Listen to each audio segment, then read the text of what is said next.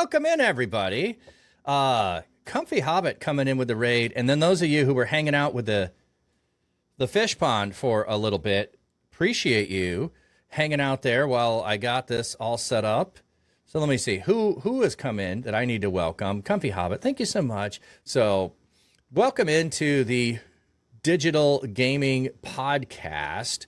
We're hanging out with friends, talking about digital ministry. Today we have It's Druzy, now with Lux Digital Church. But I've known you before you were part of Lux Digital Church, hanging out in Twitch. So come in, welcome in, everybody. Welcome, Druzy. Oh, sorry. You know what? I need to unmute you. I had you muted so that if we were talking before we started. Yeah, that's my bad, Funky Stick, man. That's all on me.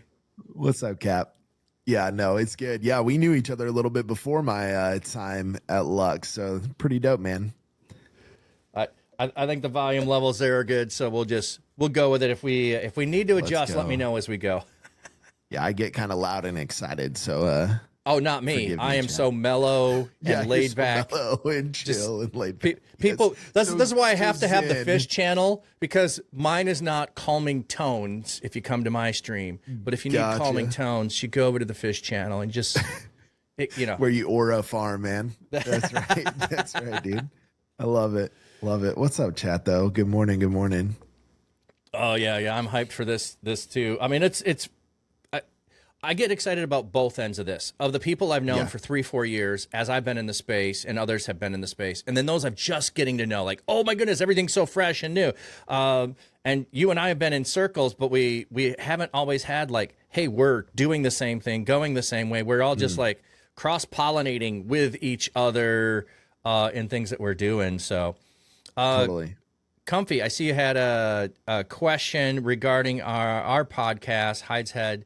Go ahead and chat. Yeah, go ahead and ask. I can answer. Yours should be either out last week, Thursday, I believe, is when it went out. It should have been out last week if you didn't see it. But I can get you details if you're looking to find it, or if you need a copy of it for any reason. So let me know what that is, Comfy Hobbit.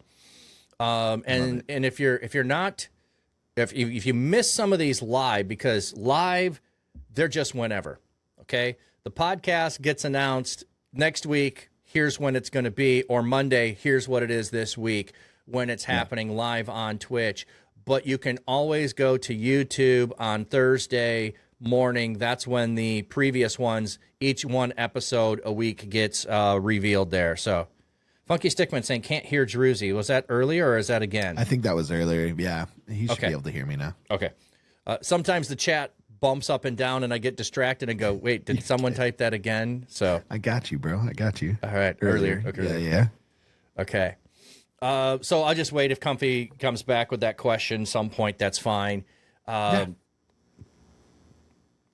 they just let anyone show these days. Yo, what up, Bootstraps, dude? That's so funny. We got a Luxer in here now. That's right. The show's gone. Podcast over.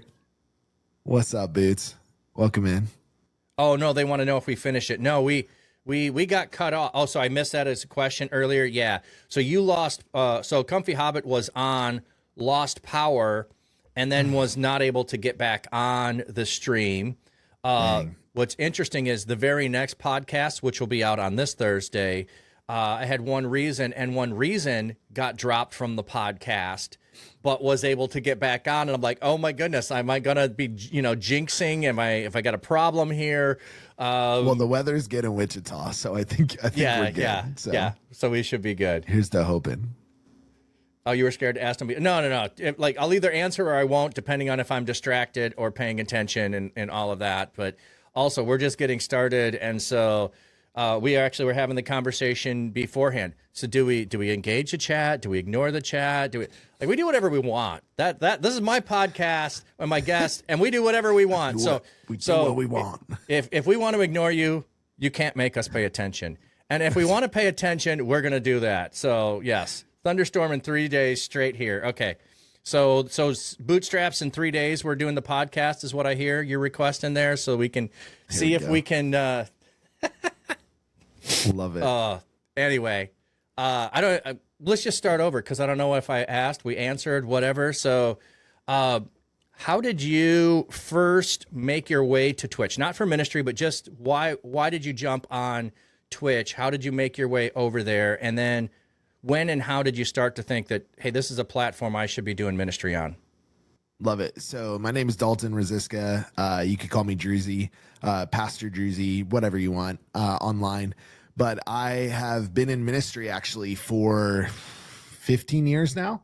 I was a youth pastor, kids pastor, camp director, sports director, all the things, next gen director kind of position, you name it, in the physical church. And then the blip happened in 2020. All those things, all of us know that experience. But as a youth pastor, our church shut down. And like many youth pastors during that time, was trying to figure out ways to connect with my students. And during that time, me as a gamer, it was like, shoot, Twitch would be a great opportunity. So I started streaming on Twitch, building a League of Legends community with a friend that I actually met while watching Facebook streaming, which I never watch Facebook streaming. Wow. I'm not sure anyone ever watched Facebook streaming, but Zeke is a good friend of mine. And it was like that Jonathan David kind of situation where I was like, man, dude, I love this guy. Like I connect with this guy. We got each other. We're in similar stages of life, early 30s. And I was like, man, I would love to just get to know him. So as I got to know him, we both loved League of Legends. We both loved the community of Twitch, but we also wanted to use gaming for a little bit more.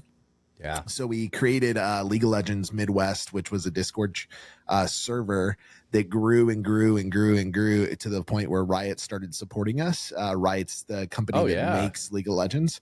So they would give us different things. I think over a matter of like 3 years, we raised like $25,000 or something for nonprofits just through streaming League and things like that, which was super fun because we built a community that was really united and healthy in a very toxic place. League is known as the most toxic game online. It's actually the biggest game online as well. So that may play into that. But I just fell in love with online things. I've always loved gaming. I've always loved ministry. I've loved people. Community is my thing. That's actually my position now at Lux Digital Church. But I just loved connecting with people all over the world. And I just fell in love with that. And as COVID, didn't go away, because I don't know if it'll ever go away, right? But like as everything started going back to normal after the blip, I still had this longing of like streaming and like, I was like, man, what do I do with this? This is so fun. And I love this. And I'm seeing God use this in so many amazing ways. I'm connecting with people daily, praying with them about their marriages, about their lives. Like, what do I do with this? But then on the other side, I had youth ministry, which was my calling that I felt since middle school, that I wanted to be in and love and serve kids and all these things. So I didn't know what to do. So I ended up going back to the physical church. Not a bad thing. I loved it. It was good. But then I put down this other side of me that like had come out during that time that I was like, man, this is so dope. Like, I love this, but I put it down. So then I went back to the physical church. But it was a couple years ago that in that time, I wasn't streaming on Twitch. I wasn't doing anything really digitally, still gaming a lot with my students.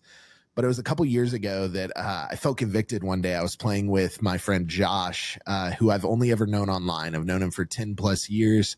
I've been playing League of Legends. He's from Massachusetts. And I just felt a conviction from the Lord to speak the gospel into his life. He knew as a pastor, he knew as a Christian, he would describe himself as like a Taoist or something. I don't really think he knew what that meant, but it's just what he ran with, right? For those that don't know, and this is not the real answer, let me say that up front. A Taoist is the person that's really good at doing all that towel art that you get. He's a Taoist. No, I'm just kidding. That's right, dude. I love to talk to you, so interject me, man.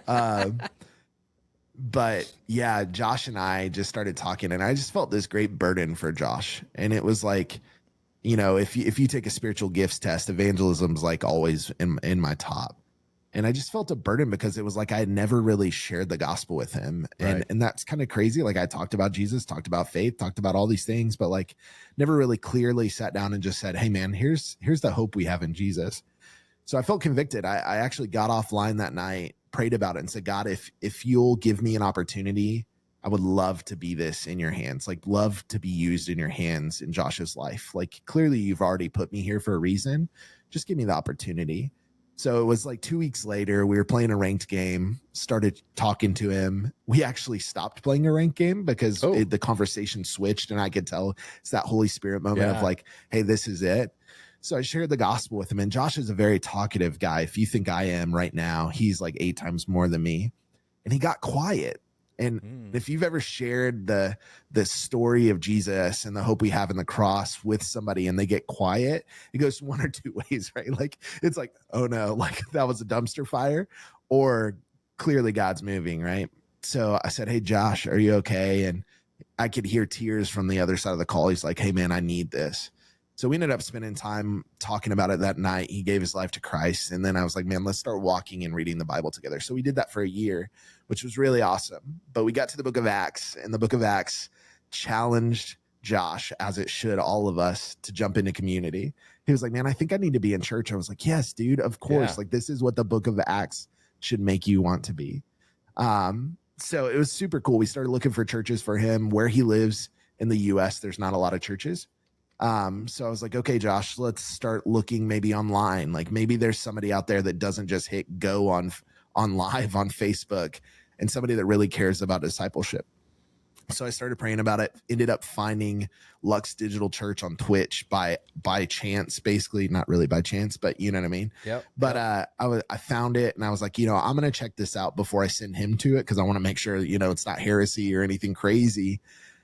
And dude, it was like that thing that had been dormant from all those years ago, several years ago, came alive in me again. I ended up meeting with Pastor Mark, if you know him, the lead pastor at Lux, after service, and just had a great conversation with him. And what I found was a church for Josh, but also a ministry opportunity for me, the next stage of my life, because I felt like youth ministry, I'd been in it for so long, like my time was coming to an end. But my wife and I had been praying, like, what's next for us? And it was right in that moment when we started asking what's next that Josh's story happened, and then Lux happened. And then I started praying with Mark about maybe starting my own digital church. Then eventually he asked me to come on, and we both felt like that was the right move. So I'm now the community and discipleship pastor at Lux Digital Church. Yeah, you took a big forward there, like speeding through a lot of that. We could break it down all you want, but it's sped through. Oh yeah, but which is good to get that. Like I could just pick up from there. We could keep going, but I like details around things. I like to know, because when you just say it that way, it feels like it was so clear that this is where God was leading you. It was so clear that this is what you were supposed to do. It's only clear looking back now. So what were some of those struggles that you had, or difficulties you had to overcome with, okay, I'm going back to work in a physical church, but I feel like I'm abandoning what God just prepared me and put in front of me to do. So how did you wrestle through that with working at a physical church and then trying to do stuff online? And what was that journey like of deciding, okay, God, you have prepared me. I'm not wrong in my sense of online is where you have for me in the next season of life. I'm going to take a leap of faith and go in that direction. Can you share a little bit about all of that stuff? Yeah, man. So at that point when I was streaming, I was actually living in Indiana. I was at a small church, but man, God was doing great things. Our youth ministry was just killing it in discipleship, man. And from that, we started seeing growth in multiple areas, not only in our students, but numbers and all those things. It was just really awesome to be a part of. And that was hard for me to see past that. Like, my wife and I were very involved in the ministry. But when I looked online, I'm like, how does my wife get involved with that? She's always been here with me. So that was one key stance of like, I don't know how Emily gets involved in this. And to me, I really have a strong belief that if you're married, that to some extent, like, we're in this together, right? Like, we're in this ministry together. And that was really put on to me as a lot of my mentors, like, hey man, I want to serve with her. And I didn't know how she fit into Twitch. Like, I didn't know. And that now I see this, and we could talk about that later, but like, that was a big thing for me. I also had 3 kids, at that point. I now have 4. But in the midst of that, finances, like, I have this job, like, we live here, like, we live in a parsonage, like, how, I lose housing if I do this, I lose, funds if I do this, which is, my Twitch channel has been built on donating my money to nonprofits. Like, that's not ever going to make it for me. Like, there was a lot of questions around it. And also, dude, I really did. I mean, I've felt this calling of being a youth pastor for a long time. And the funny thing is, like, I still do a lot of that stuff on Twitch. It's just, it's changed. But back then I couldn't see that, right? Like, it was like youth ministry was this and it was nothing else. And there's nothing wrong with this, because this was great, man. We had students in our house. Like, dude, they would come in and open our fridge because they knew that our home was a safe space for them. So it was, we were just so involved in youth ministry and so much in love with it that it was hard to see this new love and realize, like, this is not different. It's not different in a bad way. It's just different. So there was some change there that it took a mental shift for me that took years for me to get there. I wasn't done with youth ministry yet. That was the hard part, right? Like, there was this heart change that I told you, like, coming into Lux towards the end of my time in Georgia, because I moved from Indiana to Georgia. The end of my time in Georgia was very clear. Like, okay, this season is coming to an end, and I don't know what to do with that. And it was funny, right as I started feeling that way, I was having conversations with Josh. I found Lux, and then we went on a drive from Athens, Georgia, where I live, to Wichita, Kansas, where my wife's family's from. It's a 16-hour drive. Yes. So I don't know about you, Cap, but my wife and I have had some of our best spiritually deep conversations on car rides. Our kids all have their, headphones on. They're all watching Bluey. For us, it would often be when we were doing the 18, 20-hour drives where we lived across country in the middle of the night, because she would get out of work on Friday night at 5 p.m., get home, we'd get in the car, we'd eat, and we'd be on the road driving all night long to get back to family. And so, somewhere along the way, you're just like, the radio doesn't matter, there's nothing on, you're not watching anything. So, you would get into some deep conversations when you have that quiet time together that's undisturbed. Yeah, totally get that. Yeah. When all my kids have OD'd on fruit snacks and they're all watching Bluey, right? Like, they're all in the back passed out. My wife and I were up front, and I was just pouring out my heart to her, because my wife is my greatest sounding board. Like, if I need somebody to tell me, like, hey, go all in on this or you're an idiot, like, that's my wife, right? Like, I need that from her, and she's amazing at that. So we just started talking about, like, here's what God's put on my heart, and she started praying with me. She's like, I don't know how I fit into that, but, like, if God's calling you that, I believe it. Like, I'm here for it. We'll figure out how. And we just started praying, man. 16 hours there, 16 hours back. And she was like, I think you need to pursue this. So I quit my job in youth ministry that was super successful. Like, God was doing great things. My brother-in-law was one of the other youth pastors on staff that I was over. Like, I have family here. I have investment here. Like, we thought this place could be my forever place, so to say. But Lux, man, I just couldn't shake it out of my head. And I said, okay, I'm going to start meeting with Mark just to talk with him on Wednesday mornings and just say, what about digital ministry? Right. Like, what about? Because now I know there's all these awesome people in this space, but back then it was like Lux. Like, that's who I knew. Like, I knew I had done something like it on Twitch. I knew Lux was there. And then I was like, oh, there's really no one else. There's tons of people that are doing it. And I love that, like, things like this and the Church Digital and others are connecting these things. Reach Conference, NCMS, all these things are connecting these Christian content creators and Christian pastors and ministry leaders and whatever, just to reach people online. And I freaking love it.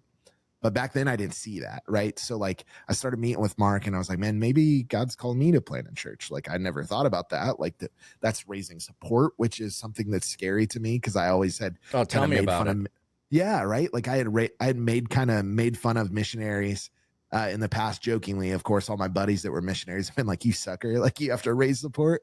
I can't believe doing that. Like, now I do that, right? Like, but there was a lot of costs to count there that I was like, man, this is scary. But if God wants me in this, I think this is why it's scary, is because I'm having to take a step of faith. So, say that again. Yeah. Like, it felt scary for the first time in my ministry in a long time. And in that moment, I was like, you know what? This is because God is asking me to do something that I need to step into. Yeah. God is trying to stretch me. At points in my ministry, like, you know how it is. Oh, I know totally. When you're within the comfort zone, and which kind of relates to what Bootstraps was saying of trying to decipher when God is having you move to the next step in life can be so hard. Not knowing whether he's calling you to another place or not. That's a struggle, and it's so hard to discern sometimes. The fear of not being obedient. Totally. I think on some level, there is a fear of not being obedient, but there's also, I would say more, my fear is not of not being obedient, but being selfish and not. That would be the reason why I wouldn't be obedient. No, I don't want to give this up. No, I don't want to go do that. I do talk about this on my stream often about me arguing with the Holy Spirit, and I got no problem saying that publicly. I argue with the Holy Spirit. I straight up go, man, you want me to do what? Why would I want to do that at all? But to just go back, what you were saying resonated with me because at NCMS, were you at the first one in? So I wasn't at Megazord, but me and you actually rode together at Marble Falls. Yeah. I was gonna say we were together at Marble Falls. Yep. I thought I remembered that. So that maybe you were getting hit by it there too, but Pastor Scar, his talk was so profound, and the phrase that he talked about, he and his wife came up with, "Are you willing to trust God again?" And it was like, but I don't want to. I want to stay within my comfort zone. You said, I've done that. I did that. I've moved this many times in my life. I have followed you to the next thing. I don't want to trust you again. I want to just be comfortable from now on because I've done all of the hard work of trusting you and going to the next thing and pursuing that whole thing. But there's a step in there, and see if this resonates with you. When you make the commitment to, yes, I'm following you, that there is a peace, regardless of any more evidence. Just the decision that I'm trusting you brings a level of peace of what's going on in your life and your ministry to just go, okay, I am pursuing you and I am trusting you, and I have no idea what this is going to look like, but I'm ready for this ride. Totally, man. And that's that step that I first had to take. That was the first step for me. It was that like feeling that I just could not shake, that like, okay, God is trying to stretch me here. Am I going to be obedient in this? Yeah. So out of that, I took, honestly, one of the biggest steps I think I've ever taken in my faith. I stepped out of youth ministry and I took a graphic design job. And the only reason I took this job, for one, I do a lot of graphic design stuff. And my mom's an art teacher. I love creative things. But like, I took a step out. And in that step, I took this 8 to 5 job because I knew that it gave me time to spend time with Mark and Lux and get to know them and watch them, because I didn't think that I was going to be at Lux. I thought I was going to, God was maybe leading me down the path of planning my own version, right? Like my own digital church, like on Twitch. Like we need more of them. We do need more. 100% we need more. So I was like, man, maybe God is calling me to this, but God just made it so clear up until NCMS, which was, from September, I quit my job, to November of 2023. And at NCMS, actually, I had my first time I've ever felt this. I don't know if you've ever felt this, but I had my Gideon moment. I felt like God was calling me to Lux. Yep. And I said, God, I need you to put it on Mark's heart, and I need Mark to bring it up.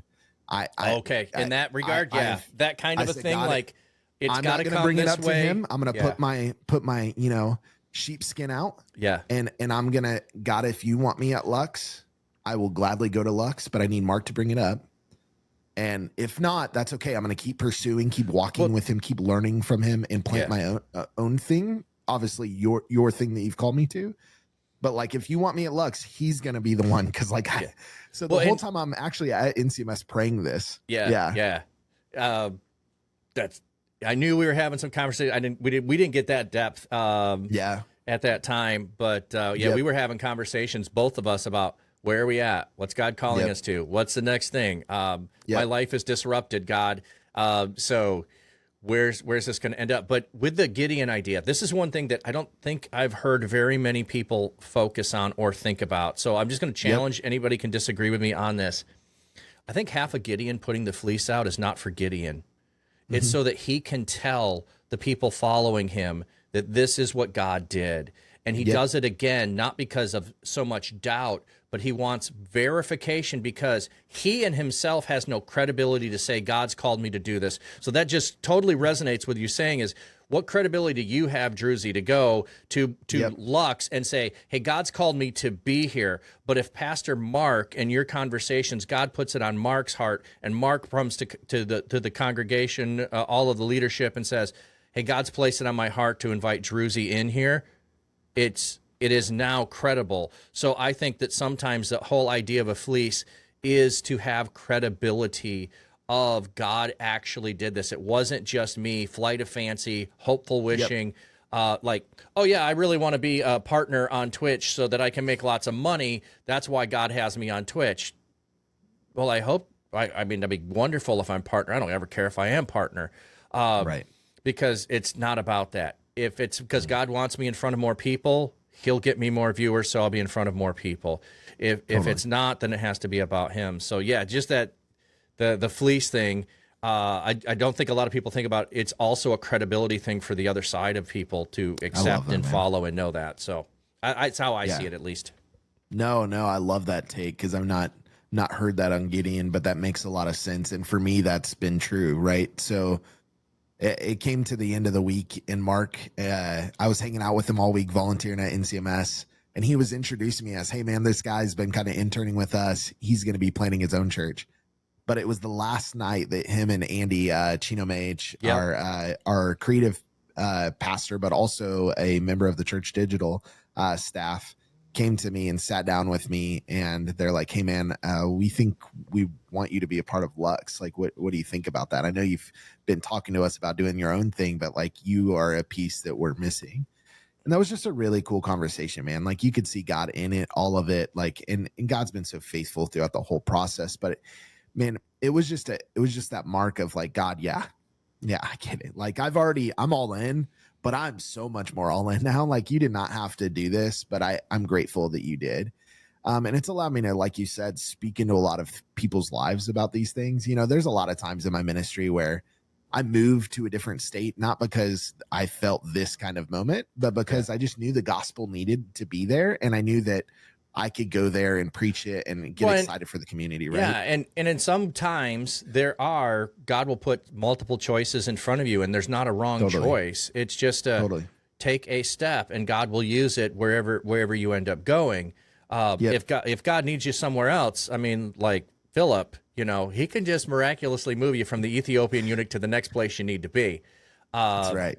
Or like Paul, he can put barriers in the way of, we wanted to go here, but we just kept being prevented by the Holy Spirit. So sometimes it's free and open and you have lots of options and choices, and other times it narrows down and it's like, this is the one place God has, and I need to be obedient and do that. And not everyone understands when it's that narrow and it's that clear to you. But I think God does that sometimes, makes it so clear to you so that when nobody understands, you are in the trenches with your spouse, moving forward on it, and saying, "Yep, God, we need you. Lead the way." Yeah, man.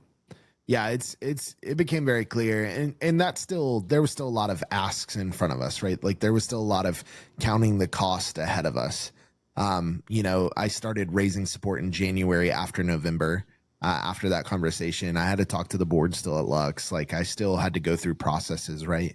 So I started raising support. I started, you know, my wife and I had already counted the cost. I read all the books. I've talked to a lot of missionaries. I met with Reliant, and they had some great things to help me with, especially John Crawford. I love that guy. Dude's awesome. But yeah, it was, man, God's been in it. And there's been tough seasons, man. I mean, when I started at Lux, like, I started raising support in January, started in June. I was taking like half the salary that I was making at the church before, and my family had only gotten bigger. Like, we have 4 kids. Like, you know, my wife and I have been married for 13 years, so we've been through a lot together. But at the same time, this was a new season for us. But it was never about the money. So like, we made it work, right? Like, we're like, man, if God's called us to this, God's gonna see us through. And God's been so faithful in that, man. Like, I can't tell you how many blessings and gifts we've received on the way. But at the same time, there's been hard stuff too. It's not all been rainbows and butterflies and Skittles, right? Like, there's been a lot of challenges in that. But every single time, it's just grown us more, because instead of pushing away, we've both leaned in. And that's something our family, our kids are involved in too, man. They pray for Lux. They pray for like all the things that God is doing. and we've just leaned in. And that's been a really, really cool thing. It's stretched our kids a lot. You know, they didn't really understand completely. Now my son's a gamer. He's our oldest. He's 12. So he's in esports and all these things. So he kind of understood like the need of reaching that community, but he also didn't understand completely like, what does a church look like online? And I think a lot of us, if we're honest, that's a hard question, right? Because we have a concept of what that looks like physically. Yeah. But man, to see it digitally is awesome. Yeah. One of the things that we talk about with the Church Digital, when you're doing digital things, you need new wine in new wineskins. If you're just trying to copy a digital or a physical church into a digital space, it's not going to connect. The same way if you go to a foreign country and you plant a North American style worship and approach to God, it doesn't translate entirely there. You need to make it indigenous to the people that are in the space. And so, you need to. So I think Mark has done a wonderful job being led by God to craft a church within Twitch that is indigenous to Twitch and bring in some facets and always being ready to adjust and make changes to make it better for the community and the culture that it is within. It doesn't mean that everybody needs to do it the same way that Lux is doing it either. Nope. No, I mean, look at our friends at XP Church, man. Like Mark will very openly talk about Susie and be like, man, I learned so much from Pastor Susie and we copied a lot of things that were really good, but also we still had to be our own people, right? Like Lux is different because Lux is reaching different people and XP is reaching different people. The kingdom needs both. The kingdom needs more, right? Like we need more people jumping into this space that are passionate, that speak the language of the tribe. Like we need people in this space. The hard part is there is that hurdle you have to jump, and it's a faith hurdle, right? Like you have to reach this point where you're so burdened by it that you're like, man, God, I'll do whatever. Like it's that large ship. It's that large ship kind of thing, Cap, right? Like I talk about this a lot with my partners or when I'm talking to potential partners. The big C is that giant ship, right? And it's going through the rough waters of this world, and we're on mission. We're going to the ends of the earth to make disciples, right? But as we're going, we're seeing these little islands of these tribes that God cares so deeply for, but the big ship can't turn to them, but he raises up people on the ship to jump. And the big C can eventually maybe turn back and care for those people or send little boats to care for them. But like there are people on this boat that need to see a tribe and jump and not wait for the big ship to finally turn around and dock. Like me and you, man, we saw the need and we jumped. And that's not glory to us. That's glory to God, man. Like God put that on our hearts and said, hey, I'll take care of you. Go ahead and jump. And that's this tribe. Like that online is not a little tribe. It's a big tribe. Well, but in the whole of online is a big tribe. Little, right? Those of us who have jumped and plunged in and saying, God sent me here and I brought the life preserver, who's on board, that we might know a lot of friends on mission together. And I love building the friends on mission. And, you know, not a lot of people, when they jumped in this space, that was the first thing they thought of. But me, that's the first thing I thought of is as soon as, because I had a physical, I don't know if you remember Pastor Brock VR. Okay. Yeah. The name sounds familiar. Okay. So he actually lived across town from me. So he is the reason I ended up on Twitch. And so cool. So he was on there. And then, with the raid thing, I ended up with a couple other Christian streamers. And I'm like going, there's got to be more. So I just started, I mean, there was no hashtags, nothing. I just started, I would go on at different times of day and I would do searches and I would put pastor in the name. And I just started searching out anybody that had pastor. So Pastor Mark was one of the first ones. Pastor Susie was another one that I found. Cool. And then I just started like, okay, lost and lonely pastors who are out there, a lot, some of the others that aren't around still anymore who were active at that time were youth pastors trying to make a go of this and their church not feeling like they should, but it was COVID, so they had let them go for a little while. COVID's over. You need to stop messing with that, playing around with that, and get back to real ministry. And it was like they needed comfort and support and connection and knowing they weren't alone and knowing God was doing something. And so that was one of the things I began, doing, which ended up me getting connected with the Church Digital, ended up me getting connected with Lux Digital, ended up connected with a bunch of other communities in the space. And yeah, there's okay. It's almost too far. The boat is gone. I can't swim back to the boat anymore. I'm out here, and whatever happens, this is where I'm supposed to stay. I keep asking God, are you done with me with the physical church or not? I may have one more stint in me that I think God is prepping me for, like an 18-month thing with my denomination. And I think at that point it might be done. That might be the last thing with, I mean from a, hey, I'm going to go and this is what I'm passionate about. Totally. But after finding Twitch and being in the space, I don't think I've shared this on any other stream. I knew that I couldn't go back to a new church and just be a senior pastor again and ride it out to retirement, because I was doing more ministry Monday through Friday in a month time than I was doing in 6 months as a senior pastor in my local congregation. I had more connection with people. I had more life on life. That's like, that would be like quitting to just go get a paycheck and deliver a sermon weekly. And I'm not picking on anyone who does that. This is not. I get it. I did it for years, and it was blessed ministry, but God moved me into a new space and a new ministry. And for me to go back to that, can't do it.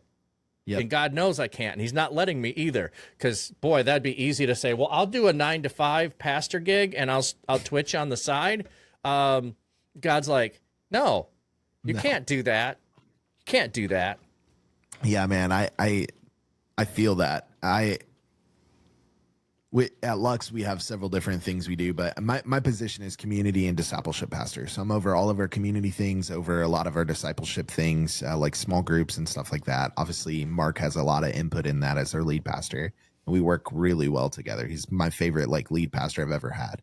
And I don't just say that for brownie points, but I love Mark. Because Mark's watching the VOD right now to make sure right. you hyped him up. Let's get hype in the chat for the lift. I am very honored to work with the staff that I have. Like Chino and Mark are lights out. Greg, Sam, you name it. Our five-person staff is amazing. But man, I have seen God do so much through co-working streams and through all these different things that we do together.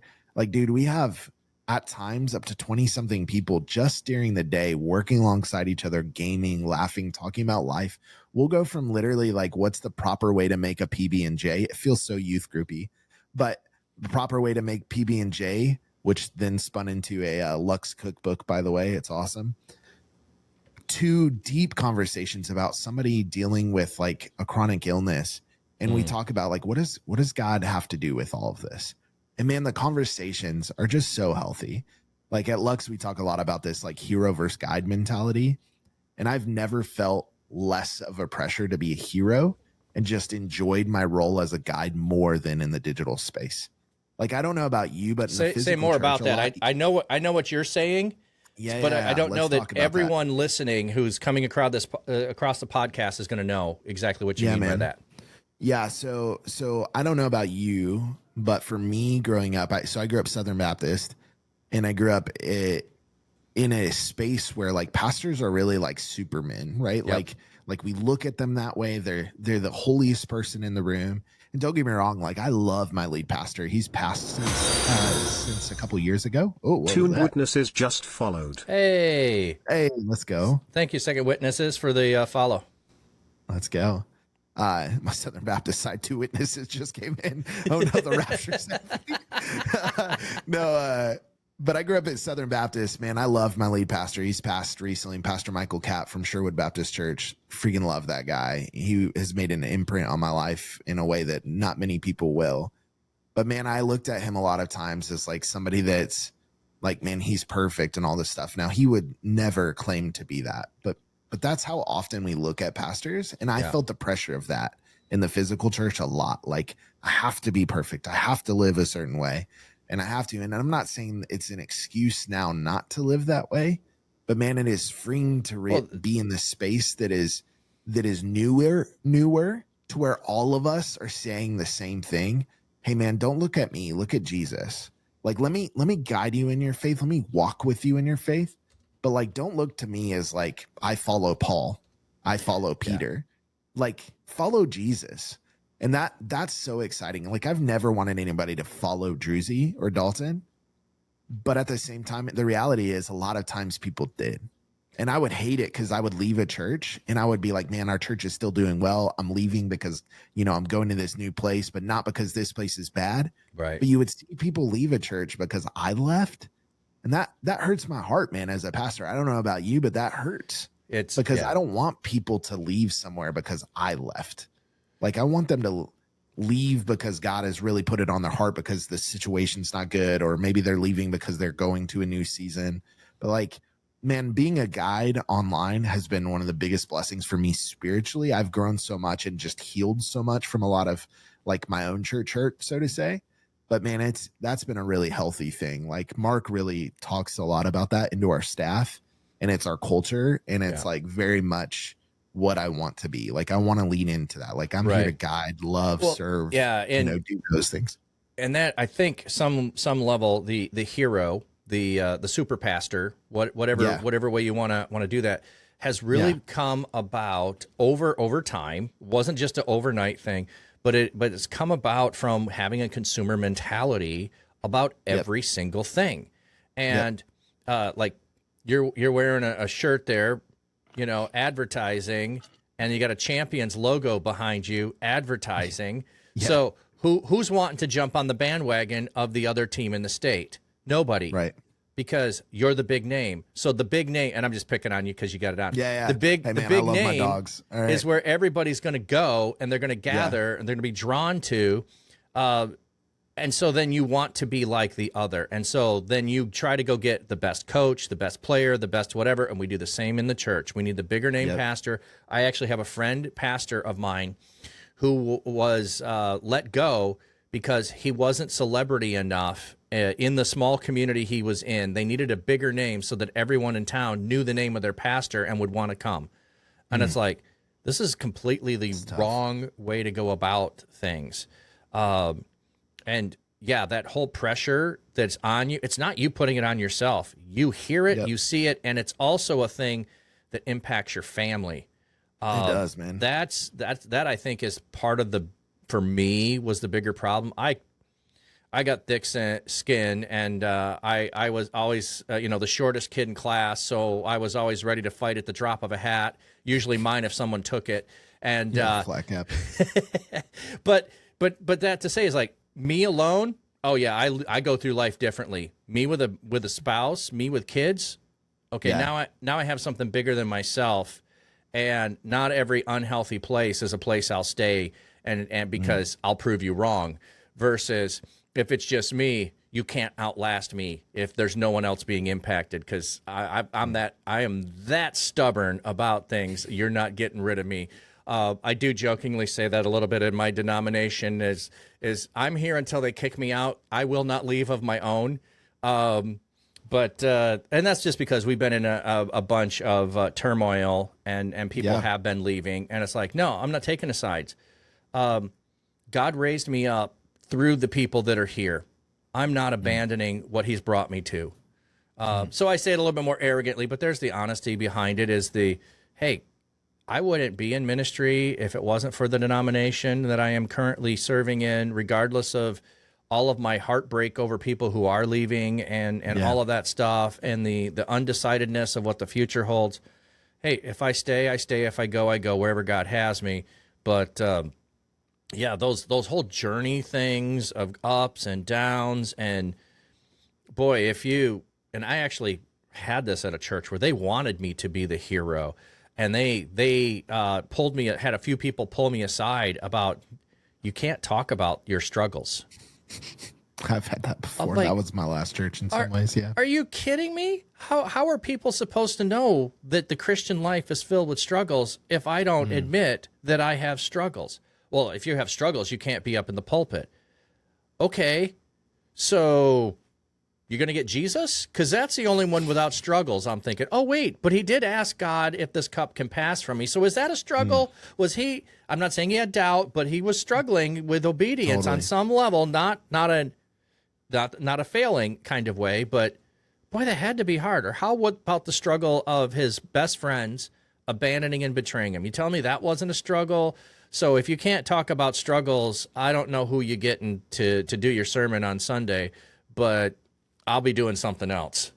Yeah, there's a difference between talking about our struggles and glorifying sin, right? And it, man, it is so important that we lead by example. Like I love every time you see in scripture, like the qualifications for a pastor, for an elder, it's so much character, and it's teaching. Like we think it's all these superhero powers, right? Like, man, they got to have a huge following. They got to have this, they got to have that. No, dude, the Bible's like character, man, character. And that's where I feel convicted is like, I know that God has given me gifts, right? Like I know that, and I don't say that arrogantly. At times I have, but I don't say that arrogantly. My heart is more of like, God, mold me so that my character reflects you. Like that's what this space needs, is because, to be honest, dude, all of us, man, the enemy is going to want to come after us. I mean, in this space, the reality is that, and to be honest, I don't even just need the enemy. My own sin will mess things up if I don't care about character. Yeah. Hey, Bearded Beowulf, welcome in. Yeah, the chat's just vibing with us, talking about how messed up that mindset is of wanting a perfect person. I mean, that's just a misguided mentality that leads to, the cancer of perfectionism is how I'm going to word that. Thinking that any person can be, and we have to have that person. Or even Funky Stickman saying, admitting you have struggles in the church leads you. We don't want that. We don't have a bad reputation. And maybe that's a little bit of why, on some level, when I was growing up, the church we were at when my parents got divorced, my mom got kicked out. You're divorced. Divorce is a sin. You can't come to church. You were in church. You got divorced. Maybe there was a little bit of that. Looks bad on us to have divorced people. I hadn't thought about that fully, but except go look at who Jesus hung out with all the time. Yeah, man. That's been online ministry, man, is been so cool, because I've realized how much the least of these kind of person I am. And then I've also looked around and said, man, like online is full of the least of these. And I love that. Like, and that's not like a, man, that look at all these doofuses online, right? Oh, like, no, I totally know what you mean. It's like you found online is filled with people that Jesus loves, man. Yeah. Like Jesus cares deeply about these people. And I'm so grateful that I get to be a part of that. I'm so grateful you get to be a part of that. And everybody in chat gets to be a part of that. Yeah. Like it is not lost on me coming into this.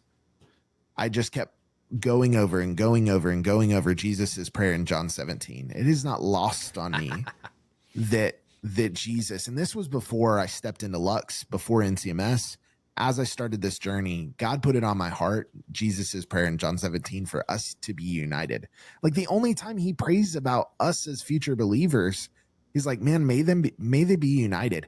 And that's what we need in this space. That's why, like, I so appreciate all the things you guys do.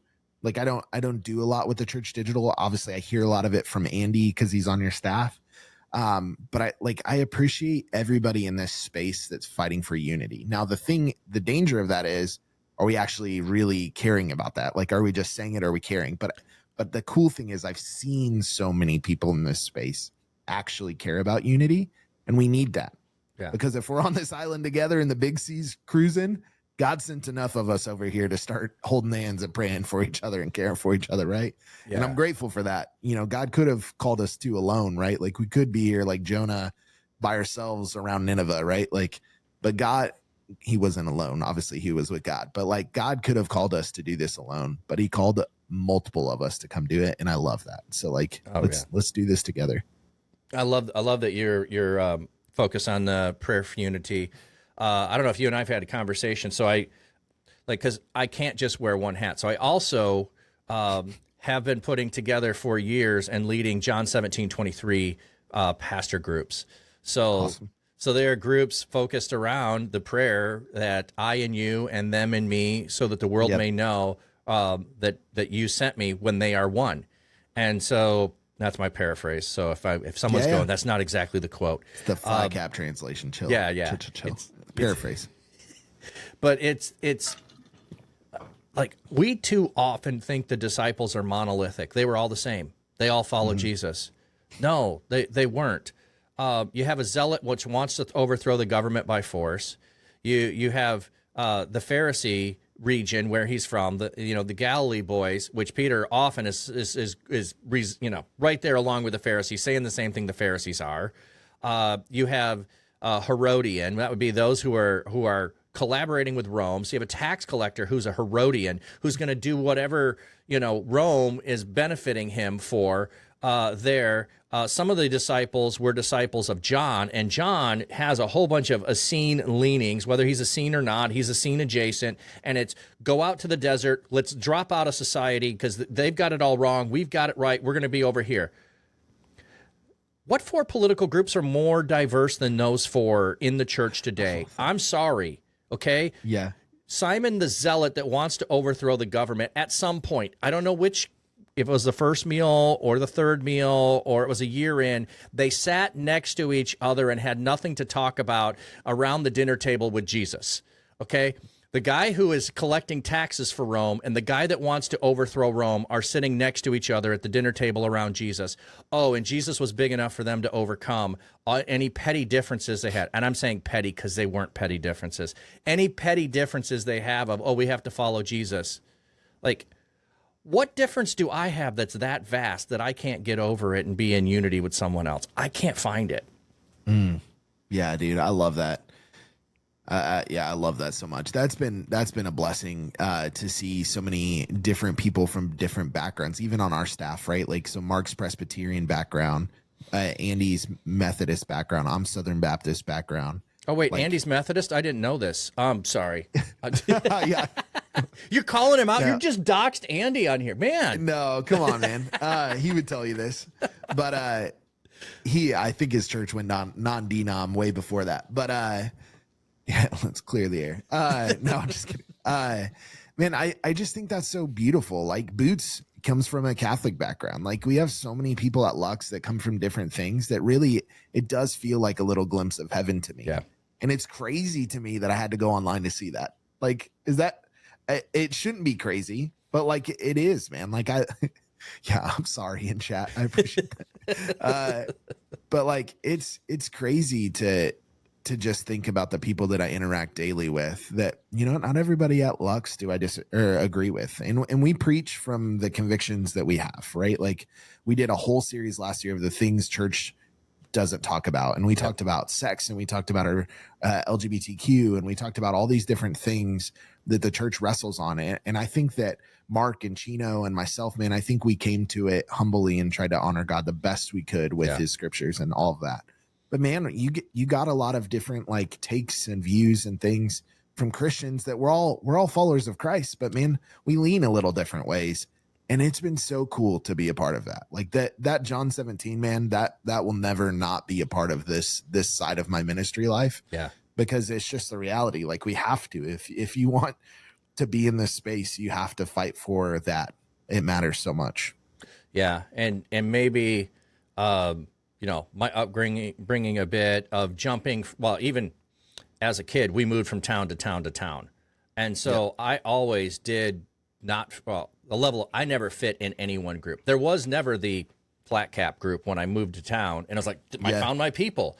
So it would be I'm a little bit athletic. I fit in with with all the jocks, but I'm not a superstar, so I don't really fit in. And I'm really good in math, so I fit in with all the geeks and the nerds over here, but I don't care enough about it, so I don't really fit in. And then there's all of the kids that are picked on and outcast. I feel really comfortable there, and I fit in over there. And it was like, okay, so I don't fit anywhere, but I'm always with everybody, and I always have an in to that. So I've always been this person that I call it cross-pollinating, because I'm over in that group, and I know some people over there. But let me tell you about the people over here. And a lot of people are just like, I don't want to say stuck, because I don't mean that in a bad way. Yeah. But they are just like, they don't know anymore. This is my group, and these are where I am. And so I'm confined in this because that's all I've known and all I've experienced. And this for me has always been a joyous thing in life, to move and start over again. Yep. It's not that for my kids, having experienced it. They don't want to do that again. I'm at the point where I'm like, I don't know if I want to. However, online, I get to do it constantly, so I don't have to actually physically move anymore to start over and to join new things. It's like I get the best of both. You and I are the same person, because I grew up in 8 states, 13 schools growing up. Like, I traveled a lot. My stepdad was Secret Service. That's a whole different podcast, but we moved a lot. So I loved that. And I didn't become a Christian until 8th grade, like end of 7th grade, coming into 8th grade. So like, I didn't follow Jesus until then. So like my early life was, non-believers, like my family, very, very like dark situation, tough situation, all that stuff. But like something my mom put in me early on was like, hey, your stepdad really wants you to play football and wrestle and all these things. But if you're going to do that, I don't want you to be a jock in the way that like in the 80s, movie style. Wrestlers jock, don't quite get the accolades in most places. Right. So we have big heads and we're blockheaded at times, because I wrestled. Yes. I also coached wrestling too. So I know that. Wrestlers wrestling is in the veins. It's in the blood. All three. Yep. I have 2 sons and a daughter. I did not talk them into wrestling. The oldest boy decided he wanted to. His younger brother came along, and by the time we got to high school, our daughter decided she was finally going to do wrestling, and then she was mad we didn't force her to do it sooner. It's like, hey, it was always about your choice. It was also, I'll say this for her, one of the greatest things she ever did, because she was never going to be good at it. And she was always good at everything she did. And she joined the team because the school we had just moved to was going to have a full lineup for the first time in a decade if somebody was 113 pounds. She weighed 115. And so she came out for the team. I kept trying to my kids, we recruit the hallways. We need a 113-pounder. Recruit the hallways. Finally, she said, I think I could do it, Dad. Okay. And then she joined the team, and she found out what wrestling goes to. She's like, this sucks. This is awful. I'm never going to be good. And I go, why did you join? You joined for the team. You didn't join for you, right? So what if you lose every match? It's not a forfeit. You help the team. So it doesn't matter. She almost won her last one. I as a dad and as a coach, she was robbed by the referee, who would not call stalling on the terrified little boy that she was harassing, and wouldn't give her any points and give her any justice. She should have won, hands down. The crowd knew it. I can play the videotape. I'm not biased dad, and I am not outraged coach. I am just fan of the spit. Flat doesn't think about this daily at all. He's at dinner. He drops his fork. They robbed her. This is the funny thing about me. He's like, I really don't care, but I know how to make the story sound vehemently like this is what I stay up at night. My life is ruined over these things, which is just fun. Awesome. When like I don't plan any of those things on stream. So if you ever come to my regular stream, I'll just all of a sudden decide I'm ranting on this thing for no reason, because I can tell a good story. No, I love that, man. Yeah. So what I was saying, my mom said, if what were you saying? I'm sorry, I sidetracked this. No, you're good. I love the sidetrack. My mom said, though, if you're going to play football, you're going to wrestle, you're also going to do band, you're going to do drama. So like I grew up doing a bunch of different things. And what I see now is God used that for me to be a community guy, right? Like I love jumping groups and talking to different people. Like at Lux, that's something that like, I think that God over my time in ministry and my time as a Christian and maturing in my faith, like I realize now, like that sucked when I was a kid up front, because I was like, man, I'm always doing all these different things. But now it's allowed me to connect to so many different people. I could talk about anime here, and then I could jump and talk about the Eagles and why they're a good football team over here. And then I could jump over here and talk about music and why, Metallica's Enter Sandman is my favorite song, or like, you know what I mean? I could jump around and do all these things. And that's just who God's made me to be. And I appreciate that. And I love that. But that also allows me to draw people out of those groups and start to say, hey, man, I think you would really connect with this guy. I know you don't think you have a lot in common, but like, I think you might. And that's really, small groups. That's where we start breaking out of those little cliques, because cliques are going to happen. And that's actually a really good thing. I think a lot of times we look bad at I also have a value in cliques, because it means you have community and you're joined together. Totally. And we have clicks like that at Lux too, like wrapped around different games and stuff. We call them tables. Yeah. But that concept of like, we have table setters that set a table, connect with people around a common thing is a very biblical thing, right? Like coming around together about something and rallying behind it allows us to then carry conversations that have faith conversations at the end of it. Yeah. Well, I mean, you have 4 fishermen. I mean, how many times were they, they're partners in fishing? They talk about fishing. I mean, that's what they're going to do.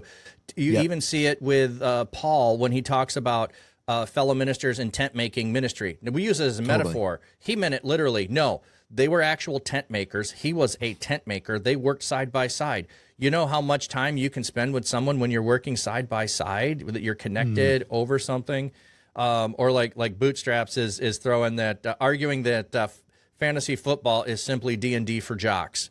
It's pretty accurate in a lot of ways.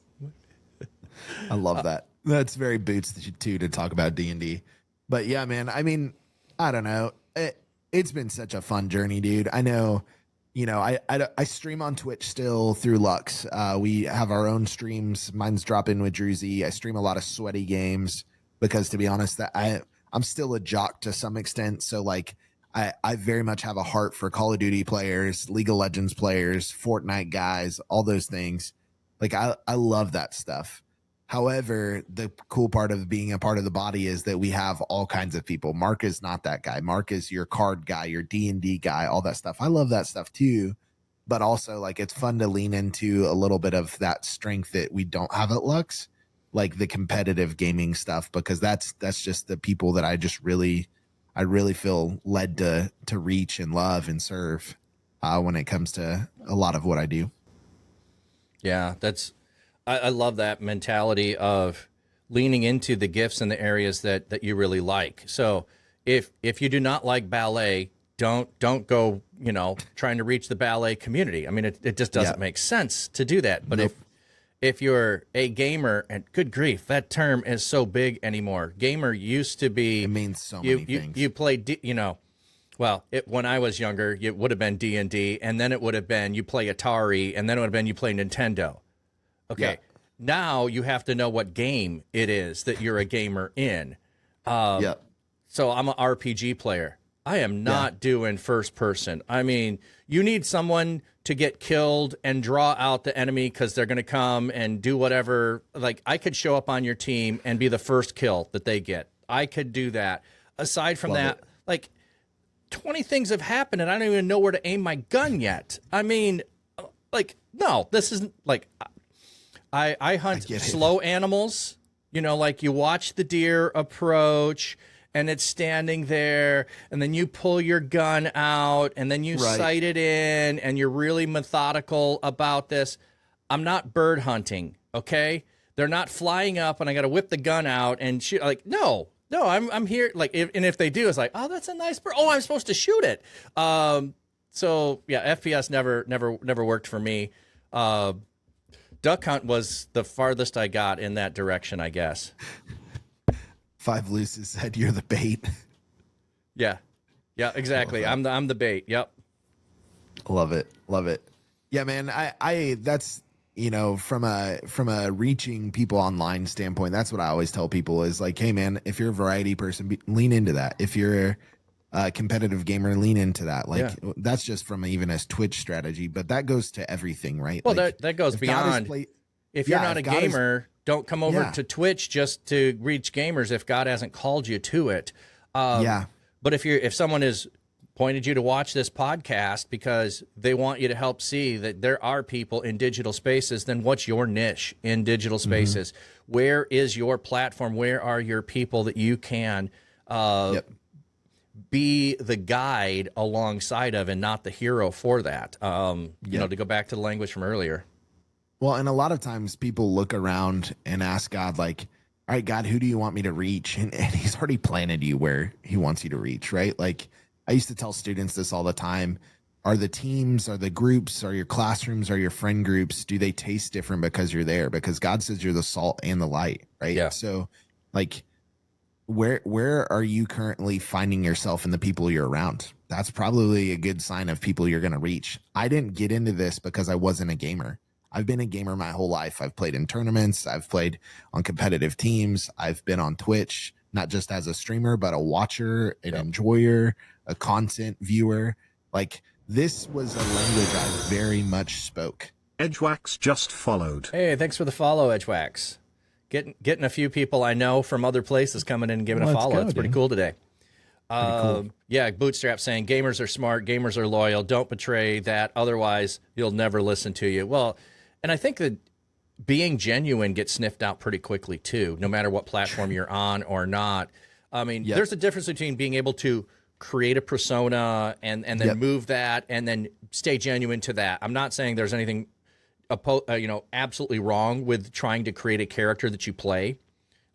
You can certainly do that, but if you're trying to pretend to be something you're not, you will be sniffed out for that. You will be found out. So, that's one of those things where it's like, okay, I don't feel called to reach Gen Alpha because I feel like it would be not where I'm called. I've never been called to elementary age kids. So no matter how long that keeps getting pushed down, it's like, that's not my calling. I'm like, with most anything, it's like, I need you to have a basic understanding and I can help you to excel at a greater understanding within it.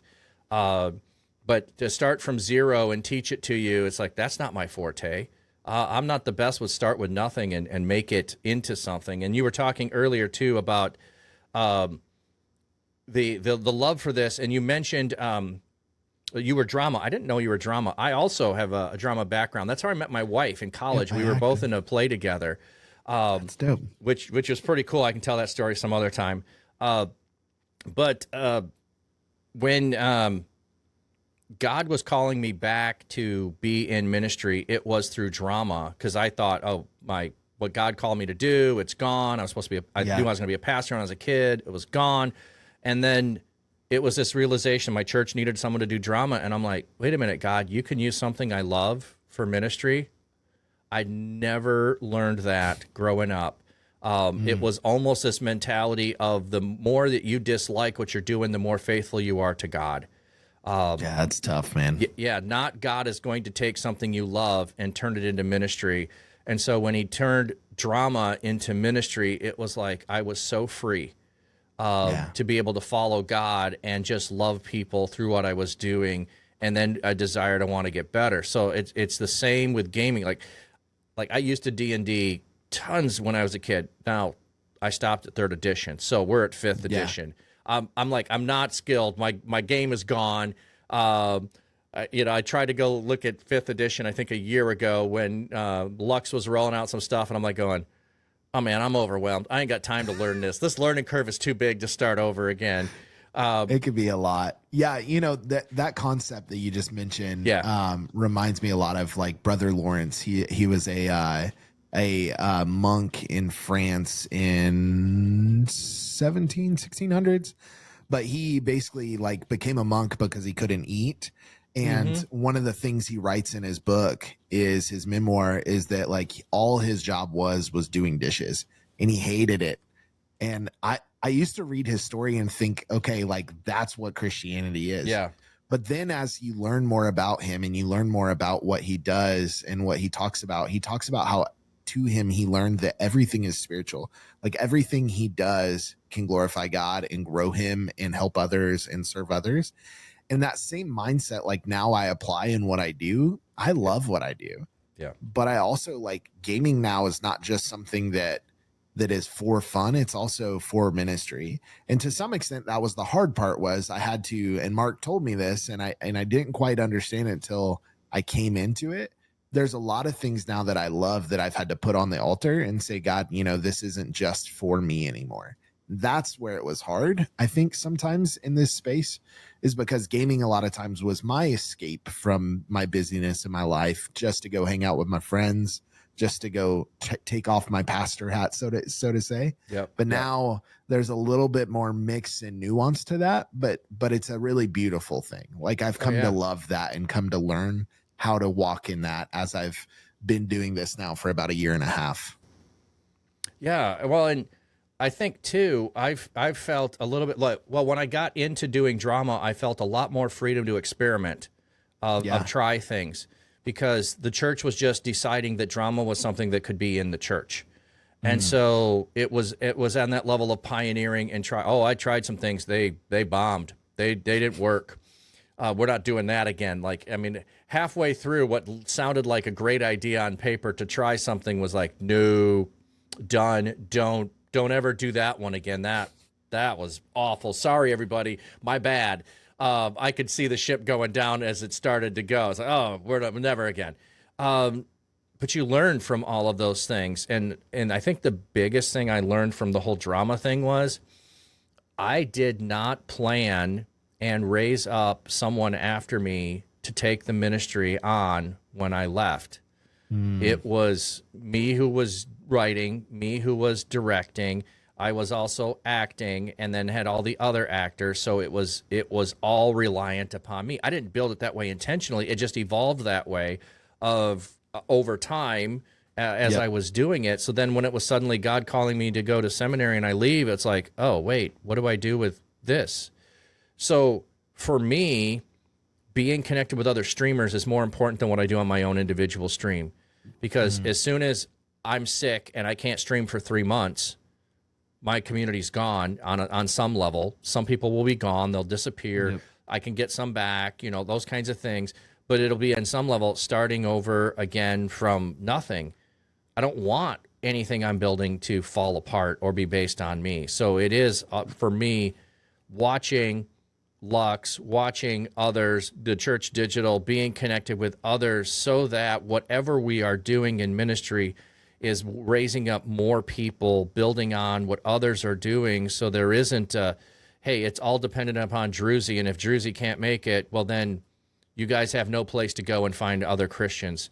And I don't know if the church in the physical space has fully come to that thought process, because, oh, we just get a new pastor if our pastor leaves. We just get a youth person if our youth person leaves. We just get a new is the way that it's approached things, as opposed to realizing we need to have more things in the hands of everybody, and we need to all be both a guide and someone being guided, and that none of us are heroes in the journey.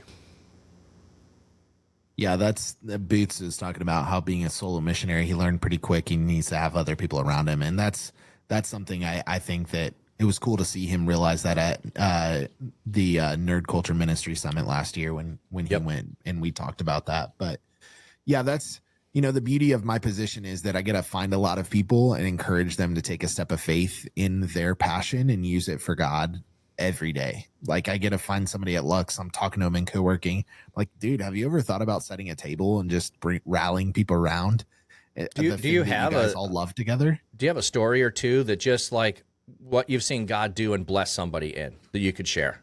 Oh yeah, man. So like our Destiny crew is something that has kind of, if when I first started at Lux, like there was some people that played, but it was something that like wasn't super like in depth or big, or no one was really pouring into them. Not that Mark wasn't or anyone wasn't, but I'm just saying like that unique table, which is just the verbiage that I use, like wasn't getting a lot of like time because there was nobody to lead it really well.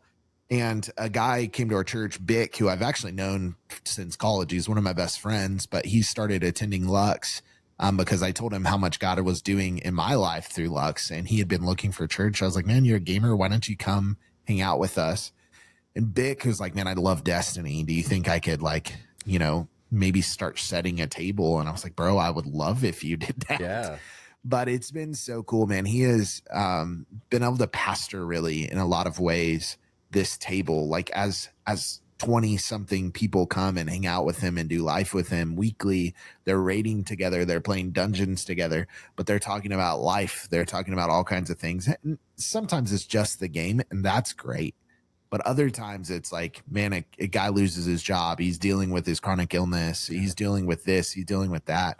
Like, it's just been really cool to see God utilize him in that table setting to do something that is really big kingdom work. So that's been really dope. There's those cases. There's other cases, like we have a streamer ally of ours that also attends our church, Annika, and Annika is a part of our worship team. She has a cake stream that she streams, her baking cakes and stuff. If you've ever seen her, Annika's lights out. I love Annika, but her heart is very much for people, especially on holidays, that don't have a lot of other family or places to go or things like that. So she hosts a table, she has since I've been here, without really any like, man, I need staff to be there. She's just like, hey, staff, just so you know, I have a heart for this and I want to do this. And we're like, yeah, go. Like, you don't need us to tell you to go, but like, yeah, we fully back you and support you. But she hosts like a Thanksgiving table and a Christmas table, and she just spends hours with people on those days. Her and her husband both just said, yeah, this is important. Like, we're going to spend time with people during the holidays when they don't have anyone else. We'll let them know their church cares. Yeah. And I just love that kind of stuff, awesome. Man. You see that in the physical church too, but that stuff's happening here in the digital church, man. Like, it's been so cool. Well, and I think there's a value in her stepping into that, because then it doesn't become burdensome, and it's not it's my turn to volunteer. And there's nothing wrong on that level of, it's my turn to volunteer, because you'll get something out of it. Yeah, totally. Like, our church does I've been at several churches, a Thanksgiving meal, we pass out, we do whatever. I should sign up, I should participate, I'll enjoy it, it'll be good. But when you own it and it's like, this is what I'm called to do, this is what God blesses me in, it's so much more powerful of participating and blessing the person that you're actually there for. And people aren't there for you to do ministry. They are people.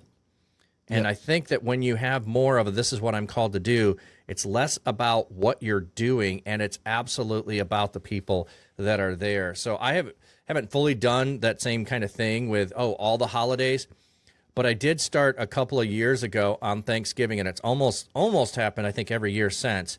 It was just like, hey, I'm going to be doing Thanksgiving prep. And there's a bunch of people that don't live in the U.S. that have no idea what Thanksgiving prep would look like.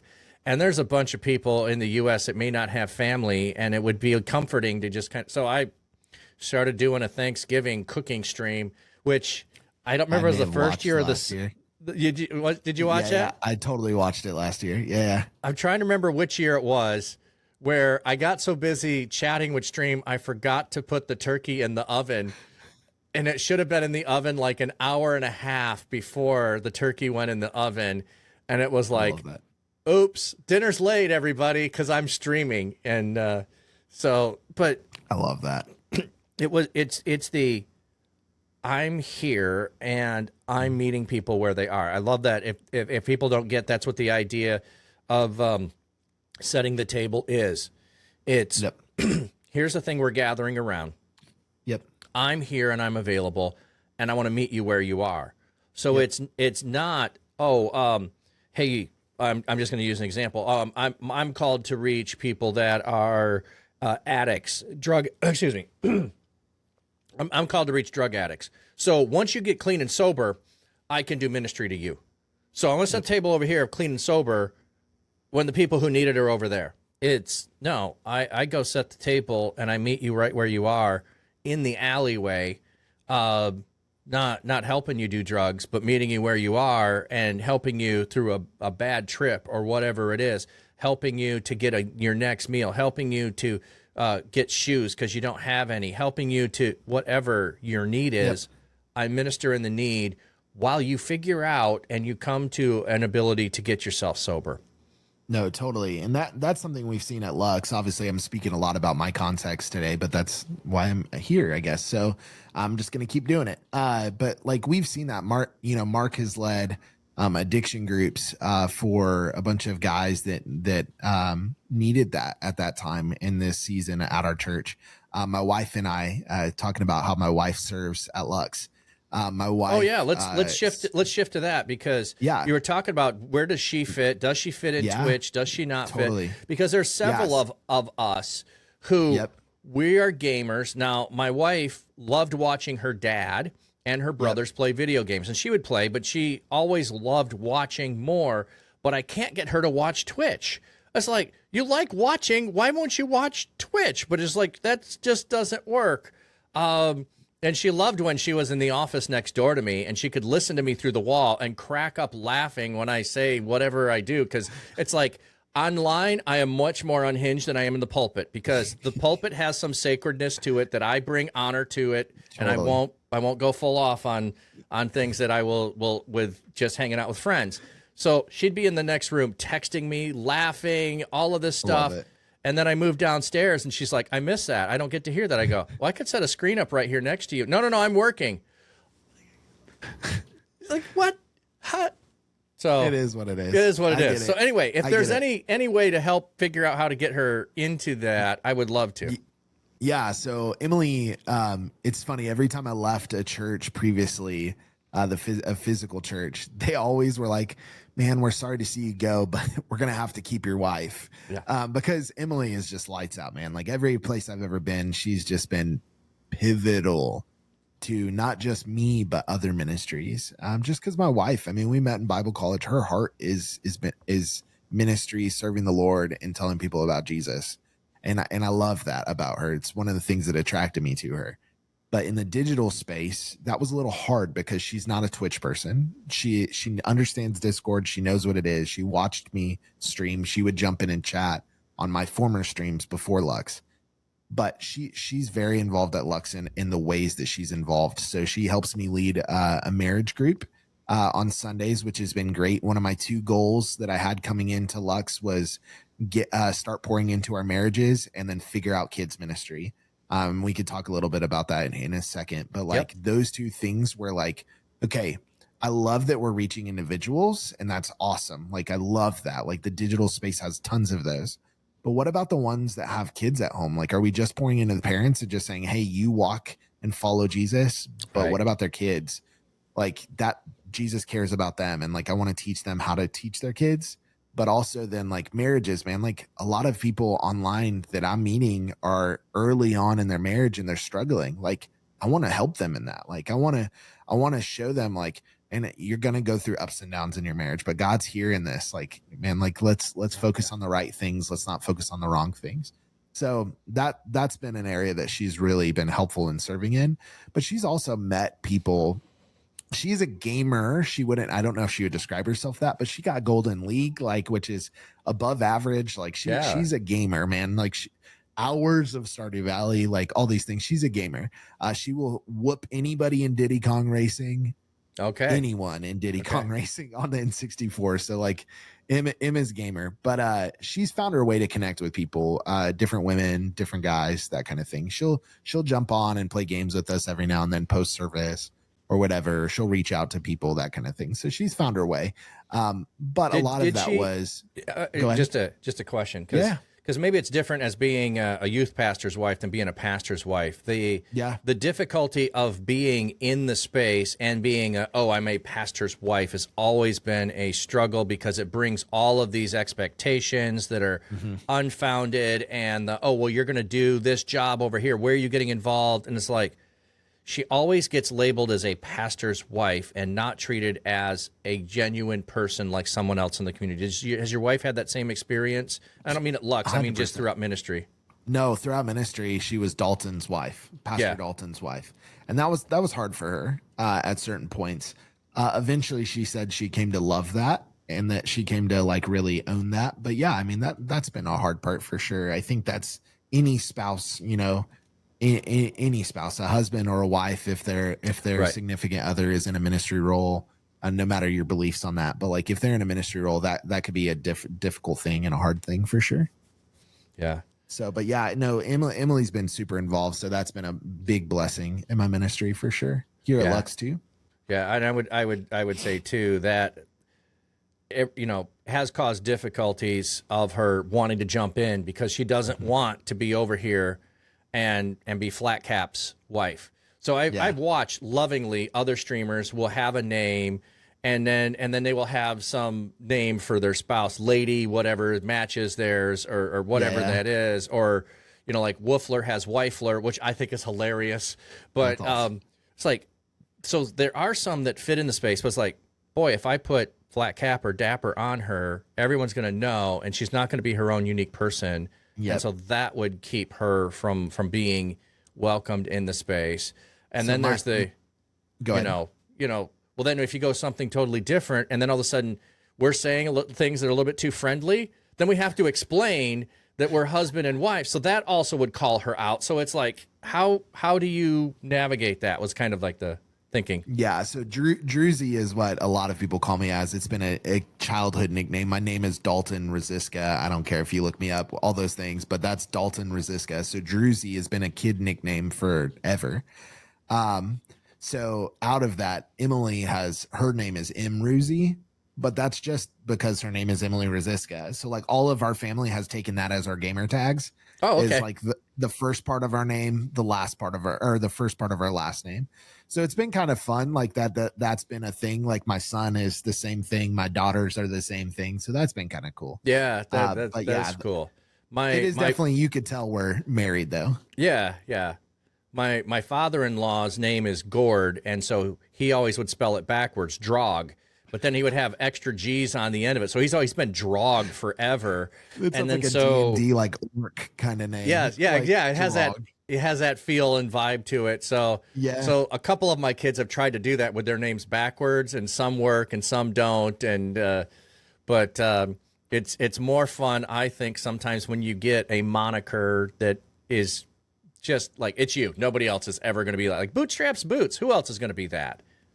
I love it. Nobody. It's one of my favorites. Yep. Yeah, man. So we've been really good about involving her, and she's loved jumping in. I mean, the biggest thing she's how to name a barbarian. How to name a barbarian. The biggest thing she's been involved with lately, though, is Lux Kids, our new kids ministry at our church, and that's been, she's helping us write curriculum, helping us do a lot of like the activities and things like that. So that's So go ahead and tell us, because I know I've had lots of conversations with people who are maybe physical churches doing digital, but one of the things that they struggle with is the idea to fully be digital is doing kids ministry, any precautions around kids ministry and those kinds of things. Which, just to say, from one standpoint, one of the easiest things around that is each platform has its rules around age to be on the platform. Honor those, follow those, use terms of service to help you in that way. But then, then what do you do for the kids that might be watching with mom and dad? How do you reach them? So I just wanted to set that up a little bit for anybody thinking the big picture. I stinking love that. So yeah, TOS is a big thing. If we at Lux find out you're below TOS, we remove you. Like, just flat out what it is. Like, we love you, care for you, come back in 2 years. like watch us online, but like Discord is a place not for you. Like we that's where our church meets. We talk through everything. Like, it's not a place for you, and we love you. All care about that. Join up with mom or dad. But the reality is we have to be in those spaces carefully. And to be honest, as a former kids pastor, I don't want to meet with kids as a 35-year-old man online. Like, that's just not for my safety, for theirs, for all the weirdness of online. I don't want to deal with any of that. Right. So we really started praying about it, Mark and I, when I came onto staff, about like, how does this work? How do we pour into families? And dude, when you look at the Bible, man, like, it wasn't hard. Like, kids ministry, youth ministry, and I say this as a former, like, still a big champion of youth ministry, they're all extra biblical, right? Like, nothing's wrong with them, but you cannot find those in the scriptures. You find, hey, parents, raise up your kids in the way they should go. Like, part of all of these things. Yeah, part of the need for kids ministry came because of industrialization, because we were no longer living in community and you went away to work. And then there were homeless kids who were wandering the streets doing things. So Sunday school ministry started. But without industrialization, we wouldn't need to make an adaptation and things. So there's nothing wrong with having those things. It's an adaptation to what's happened in society that the need has arose. So even in my last couple of years of youth ministry, though, I had made a shift to where my job was more about parents than it was students. Yeah. And that's something that transitioned into Lux really well, because it wasn't so much about me being the one that's raising your kids. It was about me supporting you in raising your kids. Yeah. So at Lux, that's how we've transitioned this, is that you have a calling on your life to be an ambassador of Christ to your kids, right? That it's that, what Colossians 2 or 2 Corinthians, my mind's blanking right now, of course, 2 Corinthians 5:20. It's that moment of like, you are called as a parent to speak Jesus into your kids' lives and to raise them in the way they should go. So we as a church were like, man, we could do this. Like we could figure out ways to help our parents. One of the ways we thought about it was creating like a subscription style box of curriculum that gets shipped to your home that we produce, we care for, we pray over, we do all the things to help it make it really easy for you in your busy schedule to walk with your kids in their faith. If you don't mind me showing it on stream, I have one right here. So this is like our example box. So you get a Lux Kids box every month, which I think is pretty cool. And it's got all kinds of stuff. I love that that's branded. Yeah. Thanks, dude. I designed it all. Did you really? That's super cool. Yeah. Well, I mean, I'm just thinking of it as a kid, regardless of age. Yeah. I see that Lux Kids box. I know it's for me. For you. Yeah. Yeah. That was the point. And then any kid that comes over to my house is going to be asking, what's up with that? It also has a bit of Schoolhouse Rock there. I don't know if that's intentional. Yeah. I'm getting Schoolhouse Rock There's vibes. A lot of intent into this. Yeah. So, but yeah, when you open it, immediately it says, hey, whatever your family name, fam. And then you get a bunch of different things in it. So the cool thing is it's designed for discipleship. So if you're looking to get this box and it to be a bunch of toys and excitement, there are things like that in here, but it's designed to help parents walk with their kids in the faith weekly and holistically alongside our church. So like there's things like a controller that when you flip it, it's got a QR code that leads to Right Now Media. So you could watch all the videos we've produced and done and things like this. There's other things like activities, like the fourth week of our August box was you got a little car and we gave you cocoa powder in it. And you drove your car around in it because we're studying the book of Ephesians. And we talked about how Jesus washes away our sins and how no matter how messy we are, God washes away the sins. Because the box is designed for elementary age, this was a really like good, healthy like metaphor for them. Oh, yeah. So we have all kinds of stuff. Like the first week, the whole box for August is about God's plan, how God makes good plans, because the book of Ephesians is a lot about God's plans. So in it, the first week we challenged families to make plans with their kids. So we included movie tickets in there that they could print off and hand to their kids. And we gave them popcorn and things like that. So the box is just like a really cool thing that essentially like every single month now our families, if they don't want to buy the box, they could get it digitally by being a parent role in our Discord. Because we didn't want, this isn't a money thing. We're making no money off of this. Like it pays for itself for the boxes and the shipping and the materials, but that's it. Yeah. Like we wanted this to be a resource to our families. They could get it digitally, print it off themselves, or they could get a box and get it in the mail with maybe a couple little extra things. So it's been pretty cool. How many months have you been doing that now? So we've only done one. So we're 3 months into creating boxes. So we just finished October's, but we only have put out August. Obviously, September box is coming out soon.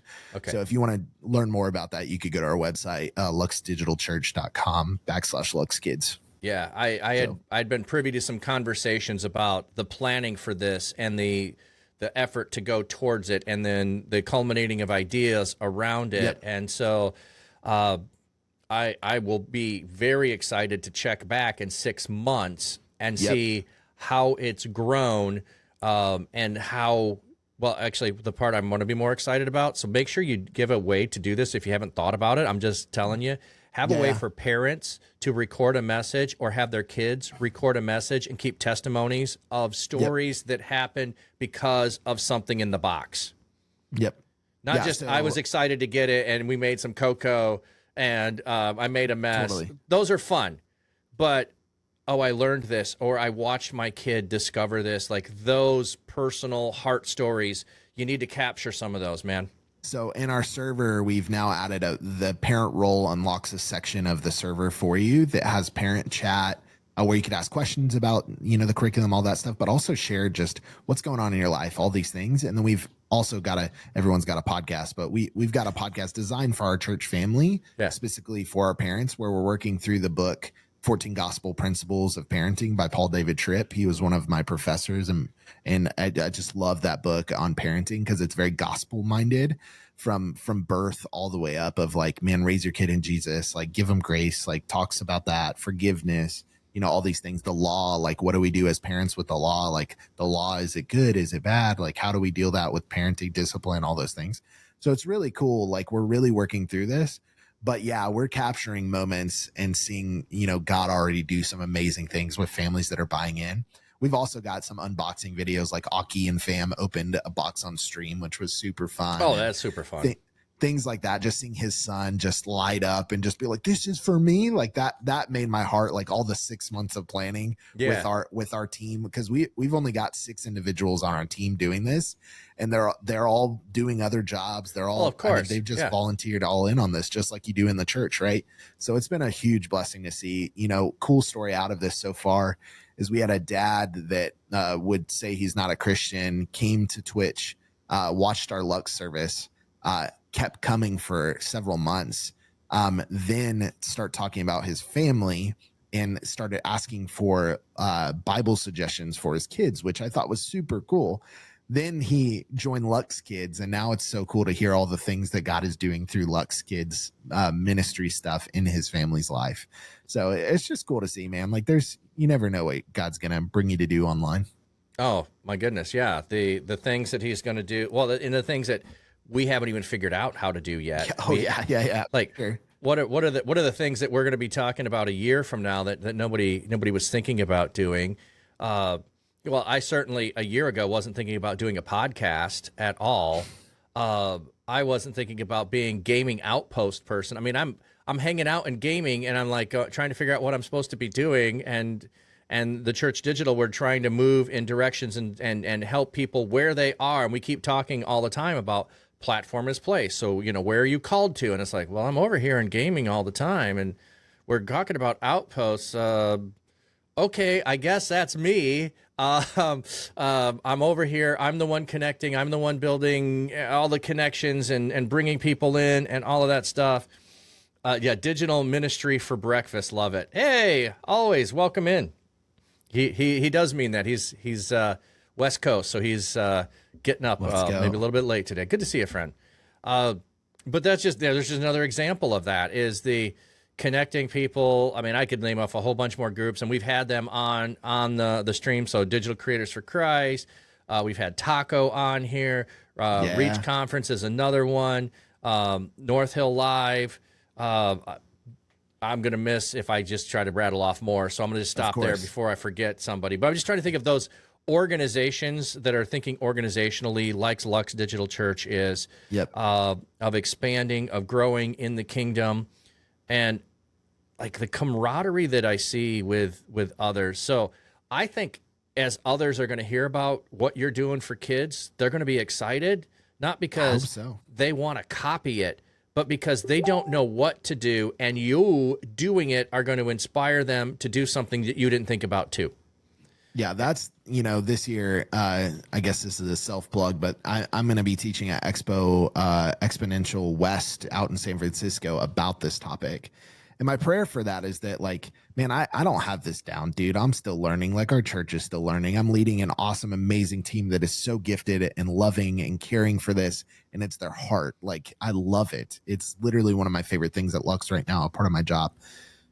But I just want to inspire others to do the same. Like, take a step, man. Like, I don't know what you may be a box, you may be a rocket ship. I don't know what God is calling you to. Right. But think about the family at home. Yeah. Digital ministry is so much more than just like the one individual. It's the families, it's the grandparents, it's the cousins, it's it's all these people. Well, let me just throw another thing out there that's digital, that has nothing to do with digital ministry. I was just at an event over the weekend, and one of the people there was sharing a story about something. Yep. So he was talking about his faith and talking about how, he's pretty well known. So I don't want to drop names or anything. Yeah. He's a pretty well known person, and he's been over the decades able to meet lots of really more famous people than him, celebrities, football players, you name it, whatever else, comedians. Like, he has had that exposure, and it's like, do I just post selfies on social media to brag about me doing this or not? And he was like convicted to go, no, I'm not that person, and I'm not going to do that. So it was like, God, why are you connecting me to all of these people? why have you connected me to these people? And then he had someone who was sharing with him a story about their daughter because his daughter had passed away. And so he was trying to ask, like, hey, man, how do you go through this? How do you struggle? She's got, this disease, which is normally not a lifesaver or life-threatening thing, but she's got some really bad complications. And right now it is life or death. Totally. And he's like, man, she just needs some encouragement or whatever. So he put out a call to like 70 some people that he knew that, you would know who they are. I'll just say Carrot Top was one of them. And so video after video after video came in to encourage this little girl that hang in there. You're doing good. Hey, by the way, when you get better, I've got front row seats for you to my show. Super cool. And he put these out and like within minutes, he's getting the videos back and he's like, okay, so do I do these all at once or not or however? So he just started sending one every hour on the hour to her to encourage her, to lift her up, to be a blessing to her and that family. And so it's just kind of like this cool thing, like, oh, like who's ever thought of doing that? Well, you had to have all of these things previously culminate to be able to have the one instance that now your brain goes, here's what I can do with that. And maybe knowing a story of someone else doing it. So yeah, you sharing, hey, it's a box, doesn't mean that's what we do. Yep. It just means we have license and permission to now go out and try to solve what our community needs. And maybe it's a box, but we do it differently. Maybe it's a box, but we have a different rhythm. Maybe it's 1 month it's a box and the next month it's a digital. Like whatever it is, to be inspired, to live out and to help families being able to live out their faith. I just love, man. I love that, man. That's so cool.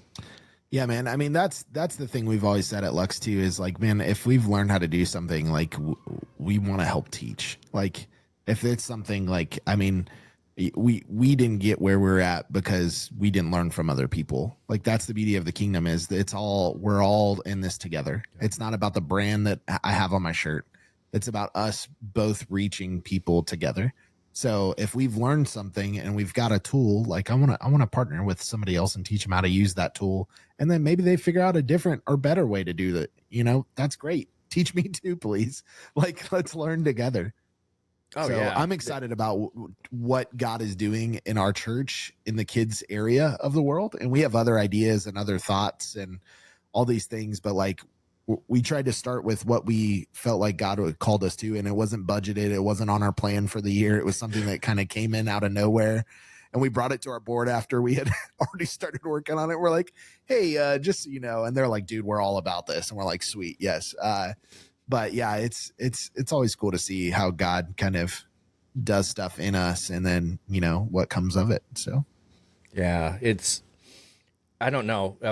I tell my wife this all the time, is I've not been as excited about ministry as I was since I was in seminary.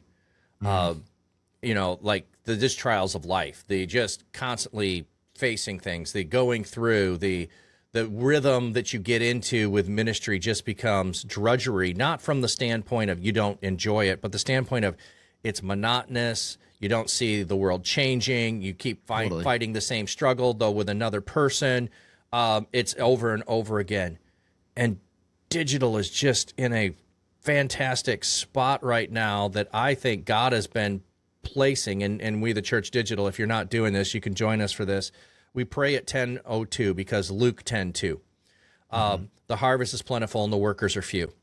We were talking about this a little bit earlier. Like 4 years ago, it was not the easiest thing to find out if there was another Christian online, to find out if there was a church online in Twitch. Where are they at? They're hiding in there. A few of them had been around for years, like XP Church and Pastor Susie, and one of the pioneers being called in that space. But there weren't a lot of people following in the footsteps of and saying, hey, we need to be doing it. We are right at the cusp of God starting to unleash that, oh my goodness. I mean, just pause for a second and think about how many digital churches on Twitch might there be in 10 years?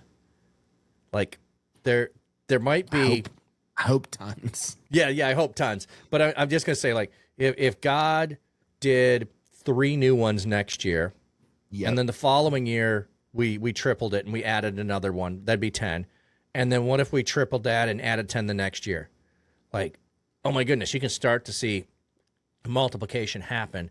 But in order for all of those places to be able to be there and reaching, we need to multiply the individual people that are in the space, that are Christians, who are missionaries, just committed to being in the space, being open about what they are. They do not have to be full-time.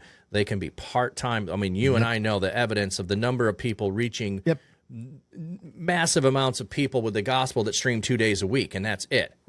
Yep. Like I said, I mean, when I did it during COVID, I had a full-time job, and I did it part-time. Now, obviously, I'm blessed to do it full-time as a missionary, but like I've done it both sides, and God's been faithful and done amazing things in both sides as I've been obedient and then in that. So doesn't matter how it looks.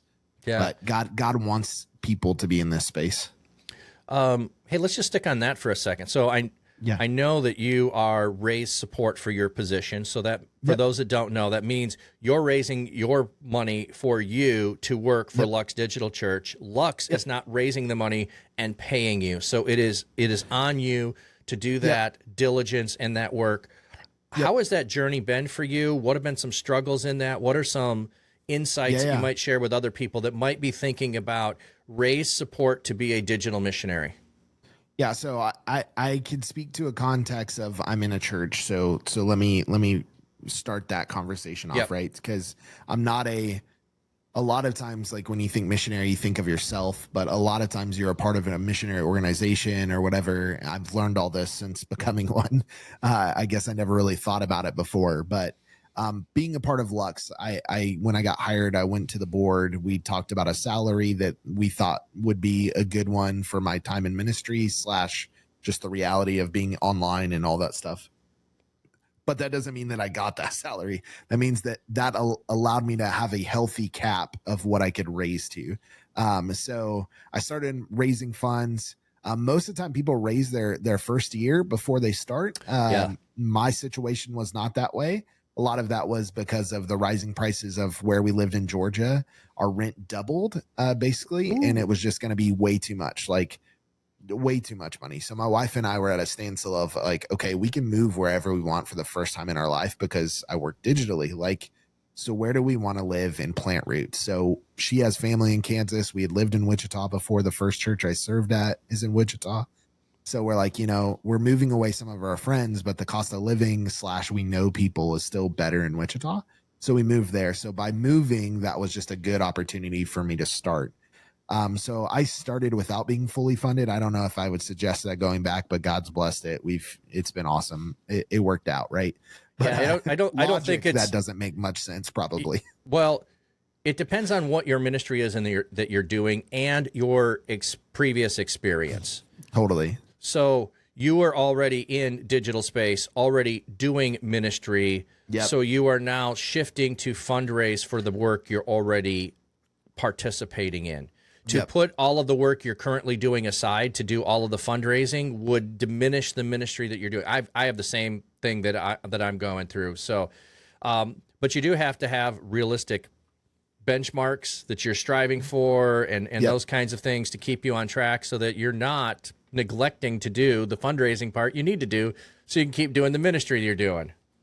And it's helped, man. I'm not fully funded yet. I'm still raising support, still praying about it. Lux does pay me some money every month just to help compensate what Mark felt and the board felt would help offset. So I'm not living off of very little with my family of 6. But which I greatly appreciate that. But like Lux as a whole is at a place as a church where we do take tithes, we do take giving, all of that stuff. So just like any other church, and that helps fund, Mark and Chino, they both raise a little bit of support, but they're more supported by the church, like a traditional physical church pastor, than I am. But I'm also the newest on staff, right? So like all of us have gone through this journey, and as we've seen God grow Lux, then we've switched more to the traditional model of like through giving and tithing that our church staff is supported. But me being one of the newer ones, I'm still like sort of that, but also missionary. Yeah. So I'm still very much in that stage. That's why I've been meeting with John Crawford still from Reliant He's helping kind of coach me, encourage me, all that kind of stuff, which has been great. But I'll be honest, like my most of my raising support, I felt really tough. Like it was really tough for me because I was sharing Mark's story versus my story, if that makes sense. Yeah, So now, I totally I've get been that. in Yeah. the ministry, dude, as I've been in the ministry now I have what Yeah, now God it's has your done story. in my story, right? So I actually find it's been way easier to raise support now, knowing the space and knowing names and knowing people and like seeing life change. Like that's so much easier for me to communicate rather than just something I saw and believed in and tried to share that with others. Yeah. Like I now know the story myself, so it's way easier for me to share that. Oh, that totally makes sense. And the other thing I'll say, anybody that's thinking about raise support ministry, this is not begging. Yep. It is simply sharing the ministry God has called you to and inviting people or giving people an opportunity to participate in the kingdom. So they can participate with praying for you. They can participate by sharing your ministry with other people, and they can participate by funding you. And people will participate at different levels of all of those different things. So it's not up to you to decide if someone is going to or not. Tomodachi_kid just followed. Hey, thank you for the follow, Tamadachi Kid. So there's that whole level. Like it does feel like, oh, I'm asking for it. So if you're going to go do a traditional internship or you're going to traditionally go overseas, you need to have all that funding available ahead of time, because once you leave and go overseas, it started. You're not raising any more support until you come home on leave. If you're doing an internship, there's a start date. And so once you start, you've raised the money that you're going to do for those internships, those kinds of things. So yeah, you and I are in a little bit different position where we're doing the ministry, and then God is saying, okay, we're moving you from physical to fully online. Yep. Go. And it's like, well, does the money come first or does the ministry come first? And which way? And I can't stop doing the ministry to raise funds, but if I have to, I guess I will. But yeah. Yeah, you have to learn a balance. Last year at I keep plugging it just because I believe in it, but Nerd Culture Ministry Summit is the thing that I not only met you at, but it's also last year was our second year in Colorado. And there was this Jamie Harris from Satellite Gaming. He's the lead for Satellite Gaming Ministry out in Seattle. He gave a topic and a speech that was so impactful to me as somebody who raises funds in my ministry. And he basically talked about how it's not begging for money. You're basically, if we think about it as war, right? Like as medieval war, which I love kind of being the fantasy lover, right? Like it calls that Lord of the Rings vibes.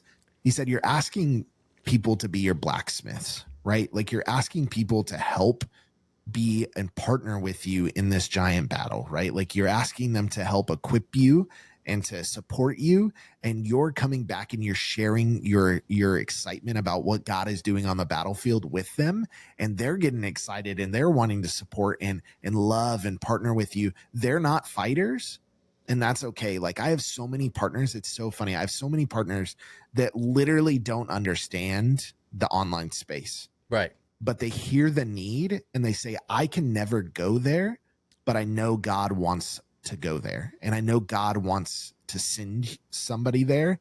And I'm so grateful you not only told me about it, but that like I now get to be a part of it. Right. Like I have a lot of baby boomers as supporters and they know nothing. But the cool part for me is I've been able to figure out ways to share that with them. Yeah. Like I talked to a lot of them about like, hey, you remember when Charles Stanley did that thing that no one liked and he started, streaming his services on TV and everyone's like, oh, is this heresy? And then God blessed it. And so many people came to know the Lord through Charles going live on TV. I said, that's all I'm doing on Twitch. Like I'm going live online. Like it's that same idea. And that clicks with them and they get it and they understand it. But that's the beauty of like being able to share this with other people, is that they get to see something that they normally wouldn't get to see, and they get to be a part of it and say, man, God, I want to be in this. Like, and I've had college students that give like $25 once and they're like, man, this is all I could give. I was like, bro, this is so much more than you understand. So like, I keep up with them and let them know about all the things going on. Like, it's not about the money, man. It's about you partnering in what God is doing, not necessarily even what I'm doing. Oh yeah, that's so good. Although I'm just wondering how many people who are not boomers are going to know who Charles Stanley is. Well, fair enough. I grew up in the South in Georgia, so I know who Charles Stanley Well, yeah, is. yeah. Well, Yeah. and people are going to know Andy Stanley. Yeah. They'll know Andy, but Charles is a little bit harder one. Yeah. So, Charles is my favorite Stanley, so we'll leave it at that. Well, I was going to say Stan Lee is my favorite Stanley. Is Stanley. Yeah, that's fair. That's You like completely that? fair. Yeah. No, I love the idea, though. Jamie Harris made a huge impact on my life. I changed a lot of what I do now, even sharing my story and stuff with my missionary partners differently now because of what I heard Jamie Harris talk about. Oh, that's cool. I'm glad that, I really enjoyed his talk as well, although I wasn't at the stage yet of saying, hey, I'm going to be moving in and doing digital ministry and going to go in the direction of raise support. So that happened after those conversations. So it might have impacted me more. Than you realize, maybe. Yeah. Well, I can say it might have impacted me more if I'd already made the decision. Before. I would have been, I would have had more places to put all the stuff he was saying. But Totally. I don't know if you know this. So John Crawford was at Exponential Conference, I want to say 4 years ago. And I'm just one of these weird people that likes to spend time talking to all of the people that have booths. So I just kept having conversations with John Crawford like 4 years ago at the booth. And then I'd see him at NCMS and we'd have conversations. And then I'd see him at Expo and we'd have conversations. So when he was at NCMS last year, I was picking his brain like crazy around all of the stuff that he's doing and all that, because I was just like trying to figure out, is God calling me into going in the direction of that? If I'm supposed to continue to do physical ministry, which I could not actually do for a year because I started a prayer booth that required me to be there on Sunday. And it's a really hard job to get, that you can be a pastor of a church and not show up on Sunday. So I couldn't find that gig. So it was like, okay, I had to trust God going into it. So, NCMS the 1 year was the trusting God to step into that. The next year was, okay, I still am not in a position of doing it. Am I supposed to go back to physical ministry, or am I supposed to go to raise support? Was the conversation a year later at NCMS. So I have switched what I used to do at conferences. Well, and this always happened for me. When, I don't know if this is true to anybody else. I would go in a conference, I would take immense amount of notes. I would come back from the conference and my wife would say, hey, what was the conference? What was the speaker? What did you get about the speaker? I have no idea what the speaker was talking about. The speaker said this one phrase. It made my mind go to this other thing. And I spent a half an hour writing and talking and arguing through other processes that had absolutely nothing to do with what the speaker was. So it was like, I was never going to gain new knowledge from speakers or motivation. I had those pieces. I was always going from something is going to speak to me and I'm going to process through a whole bunch of stuff. And what I figured out over the years is I'm better verbal processor. I don't even need to go into. So I guess I've been to 3, and maybe next spring will be 4 years of going to Exponential Conference. I've never made it to a main speaker. Well, I've only been 2 years and I've never made it. So so it has been more about the relational conversations on the outside. I am having listening to somebody. Yeah, it's like, they'll be on video. Speakers, not knocking them. Just not they're great speakers. This is nothing about them. It's about what do I need in my life. I need relationships and fostering those and building those up and connecting with people. So when Andy and I were in the Church.digital, we were talking about, okay, we can't fully fundraise support, but we need to help support these people that are missionaries on mission. What do we do? And we both said, we have Reliant do it. We partner with Reliant. We bring Reliant in to be our partner. We have coming up, and you're going to be there, so I'm going to just hype you here a minute. Yeah. The Digital Missionary Gaming Summit, October 8th. Druzy is going to be one of our speakers. So when Andy and I were planning out what do we want it to be, and so just to give you a quick synopsis of what we're thinking is, if you think you're called to be a digital missionary in gaming, we want you to know who the one is you're called to, How do you know that you're called to them? How do you evaluate that? And then Druzy's coming in and talking about how do you set the table. So we've been talking about setting the table today. How do you set that up? How do you invite them in? How do you create the space, whether that is in your stream, it's in Discord, it's other places. We're going to talk about the big picture of all of that. So, yeah. So when we were planning all of that out, and oh, by the way, Reliant's going to be one of the sponsors of the conference too. So if you're interested in that, they love gaming. If you're at Nerd Culture Ministry Summit, do I have them hit? I do. Hang on a second. I haven't shown these on stream. No, you're good. I'm gonna speak while he's doing this. Yeah, if you really haven't, I'm just speaking real quick. What's up, Sunshine? Welcome to the stream.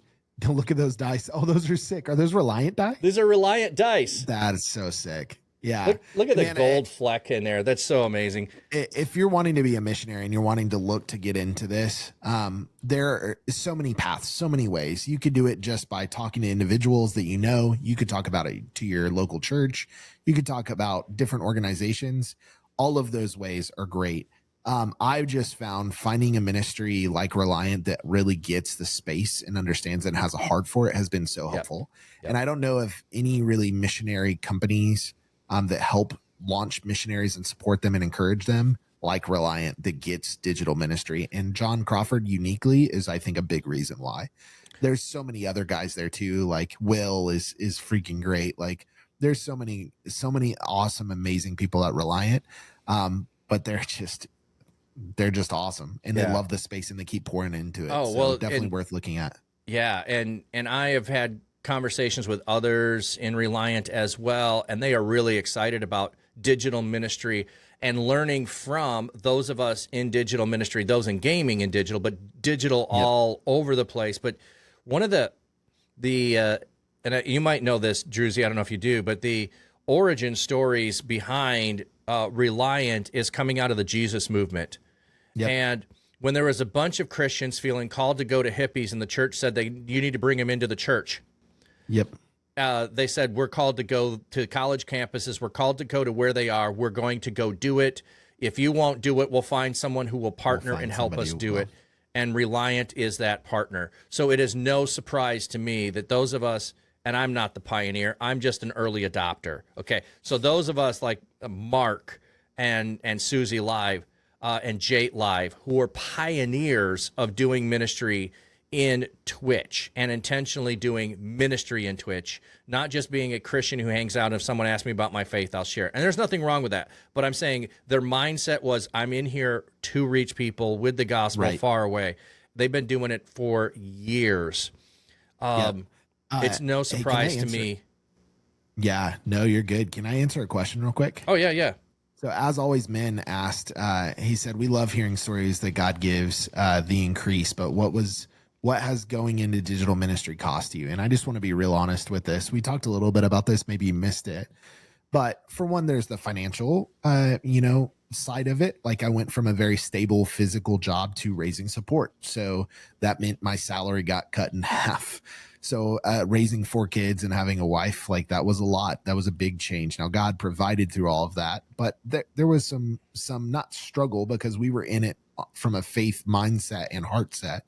But there was some real like realization that our life has to change in that. Like I've got a truck still that's broken outside. That's my favorite thing, but I just don't have the money right now to repair that truck. Right. Like that's the reality of these things, is that there's some things that I would like to be able to fix or do with my family that are harder to do now, being in the digital space. Does that change a lot? No, I still am glad I'm here. My family is too. There's also a realization that, man, online ministry takes time, right? And I actually think it probably takes way more time than the physical church. I was so wrapped up in meetings and events and all these things in offline spaces and physical church. Online church is so much about this. It's this one-on-one conversations with people. Physical church really should be too. Yeah. And that's a whole different podcast, but like, a lot of my time spent is online. So what that means is I don't have as many offline friends. And that's actually been harder on my spouse and my kids than anyone else. So the counting the cost has been, my family has taken a toll because we had to move from one area to another to afford to be able to live. because Athens, Georgia, where we lived before, is very expensive. It's one of the most expensive areas in the South right now, to an area in Wichita where, yes, we have family, but they're not Christians, and we have no friends here. So we're having to kind of relearn friends and relearn what that means. And like, we have tons of friends online and we connect with them, but just by being digital pastors and church doesn't mean that we don't think that physical relationships matter. They do. So that's something where we're trying to even pray about, or not trying, we are actively praying about right now. Like, God, man, bring somebody in our life that we could have locally that our kids could, play with and hang out with and all those things. Because that is a really important thing. But that's been the biggest cost to my family is the friend local side of things, like having somebody that you could drop your kids off if you're going on a date, those kind of things. Yeah. Simple things that you tend to overthink, or you overlook, but those have been count the cost moments for us. Yeah, I can say there's lots of ways and reasons that can happen, but it's also happening as a whole in society too, that people are having less and less key friendships and relationships in person.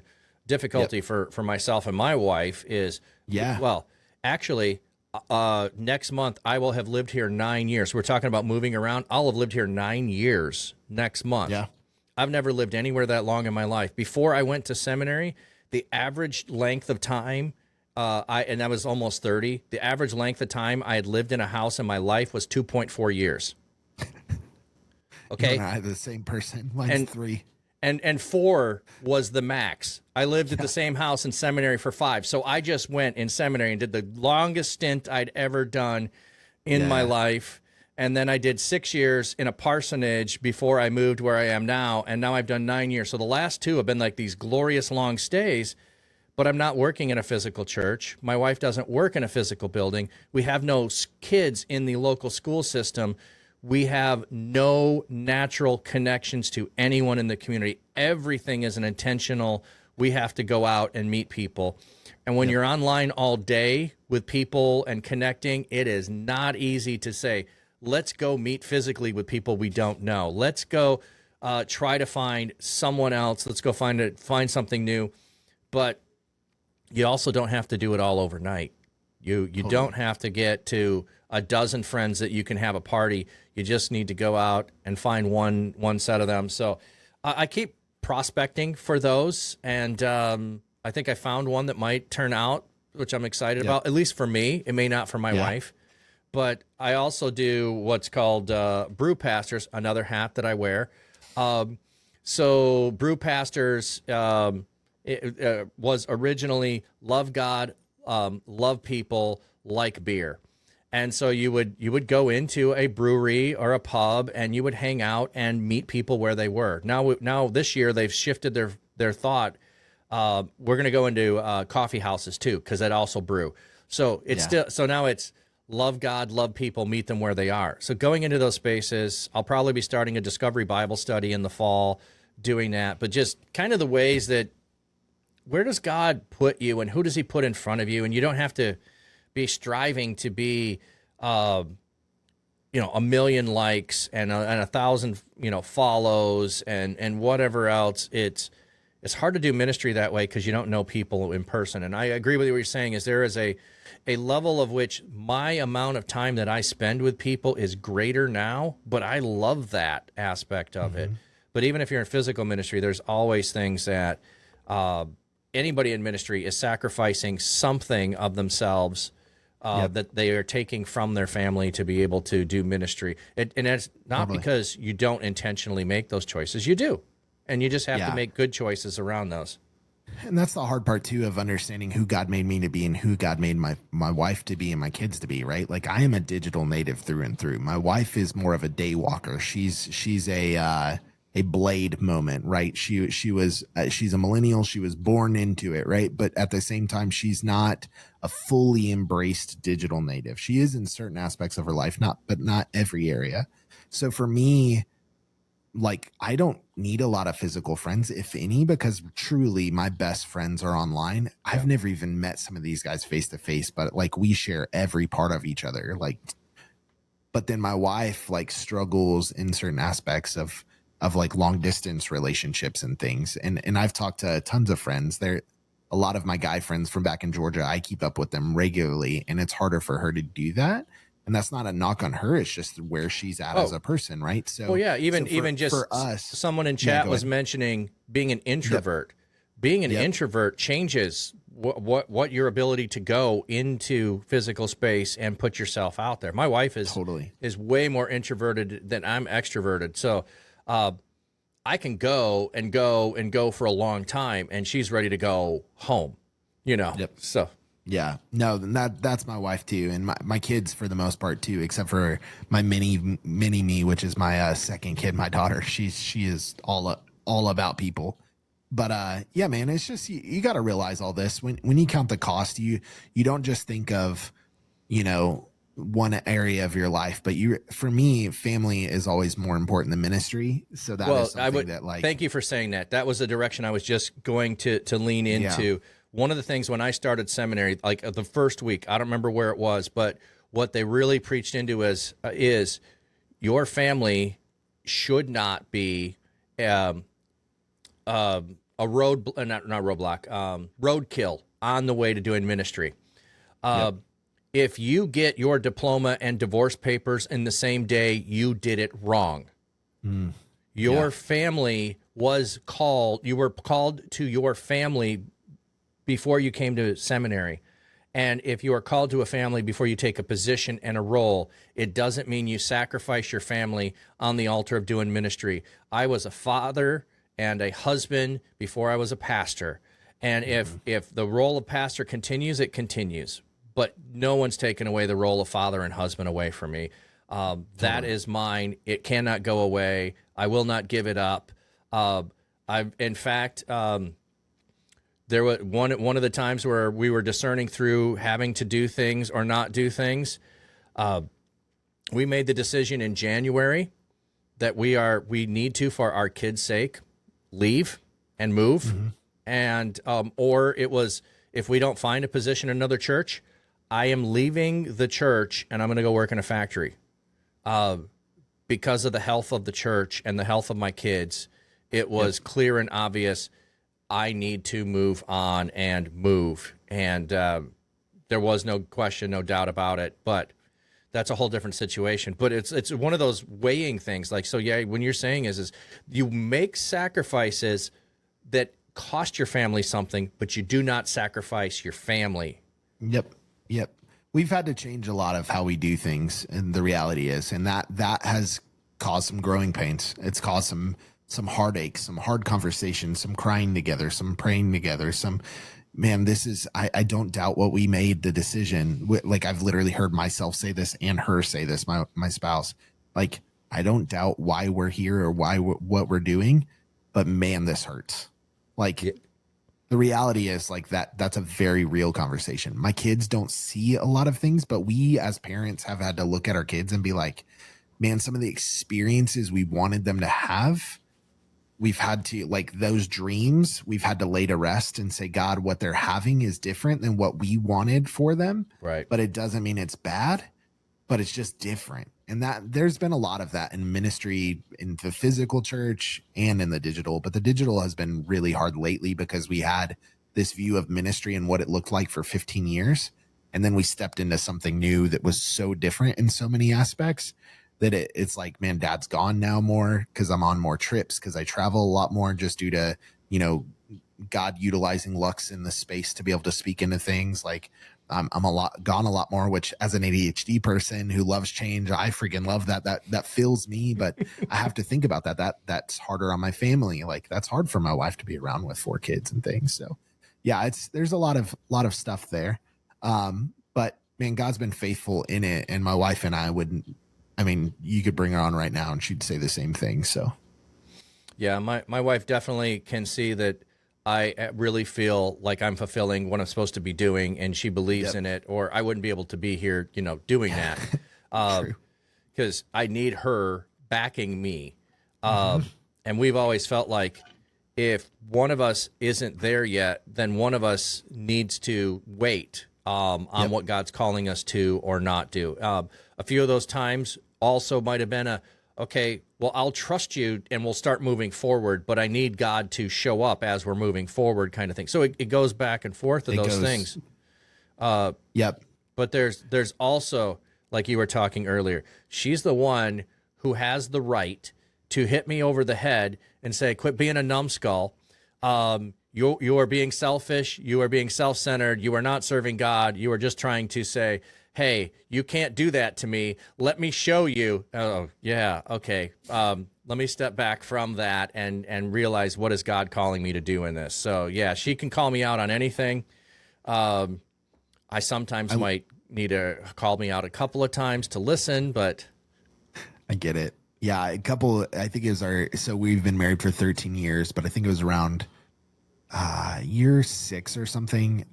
Ministry is, it is what I'm made for. Like it's always what I've always wanted to be in. It's what I've always wanted to do. I've wanted to be a pastor. I wanted to pour into people, love people, serve people, all those things. yeah. And with that, I fully understand that it can take over my life. And I remember a point, year 5 or year 6, where my wife pulled me aside and said, hey, I feel like we're just roommates. That hurt and it stung because I was married to the church first. And I had been cheating on her with the church. Yep. If we're going to use that verbiage. It's super easy to do. It changed everything for me. Shortly after that I had heard a story about A.W. Tozer and his wife, and like one of his final books, she actually wrote the foreword for it and said, everything you're about to read in this book is amazing from my husband. But just so you know, young pastors, hear this. Like, he gave everything to the church and my family sacrificed a lot for it. Right. So like, remember your family. And that stuck with me because I was like, man, I had seen that in my own life and I never want to do that again. In digital ministry, there was a part up front where I was learning all these new things that I started to see the old, like, get developed in this too much side come out. And thankfully Emily was like, hey, this is happening. And, you know, we've worked through communication over 13 years. We know how to communicate now. She was like, hey, I see this happening. Let's pull back a little bit. Right. So that was extremely helpful. But I say all this as a married man, but I've also walked with a lot of people that are single, both male and female, that have done great things in here. And they've found people around them that can support them and say a lot of these hard things in the same way, like Bootstrap Boots. And him and I have had a lot of hard conversations, good conversations, encouraging, challenging, so as like other people with him. And that's just what you need. If you want to step into this space, you cannot do it alone. I hope this whole podcast, you've heard that time and time again. Yep. This is not a space for you to go in alone. Even if they don't fully understand what you're getting into or doing, you need people in your corner. Yeah. Yeah, absolutely. We had some questions, conversation, things tying in here. How can we reach balance for to our children when we spend most of our time online? And I'm going to shift that language. I'm not disagreeing with it, but I've heard someone recently talking about the idea that we end up with balance is we want to have equal sides, and they may not be equal. So it's like, oh, well, if I spend 5 hours online, that means 5 hours offline.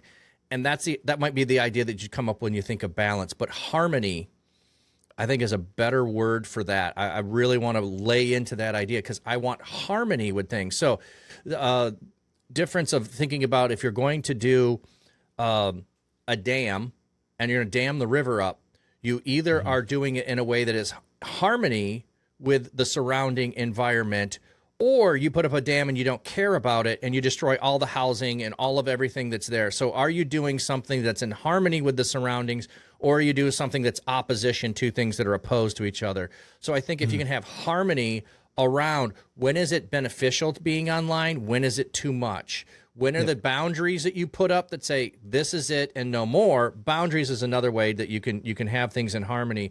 My wife did this to me in seminary. I say did this to me because it was her suggestion, so it wasn't mine. That's why it was her doing it to me. Is I work Monday through Friday, and I'm only home with the kids on the weekend because every evening we're doing dinner. You've already got the homework done. We do dinner. We spend a little bit of time. They go to bed, and that's it. I don't get to spend time. We don't spend time as a family during the week. Saturday and Sunday is family. Your homework is put away from the time I get home on Friday until Monday morning. Your homework is done. Because you know what would happen? I would spend all weekend doing homework because because there would be no end to what I could do to make something better. So it was really good of her to lay that down and say, so you know what I have in mind right now is really hard for me when it's like, no, this is when I end for the week, to pick any, like she'll ask me on Sunday, what are you doing tomorrow? Don't know.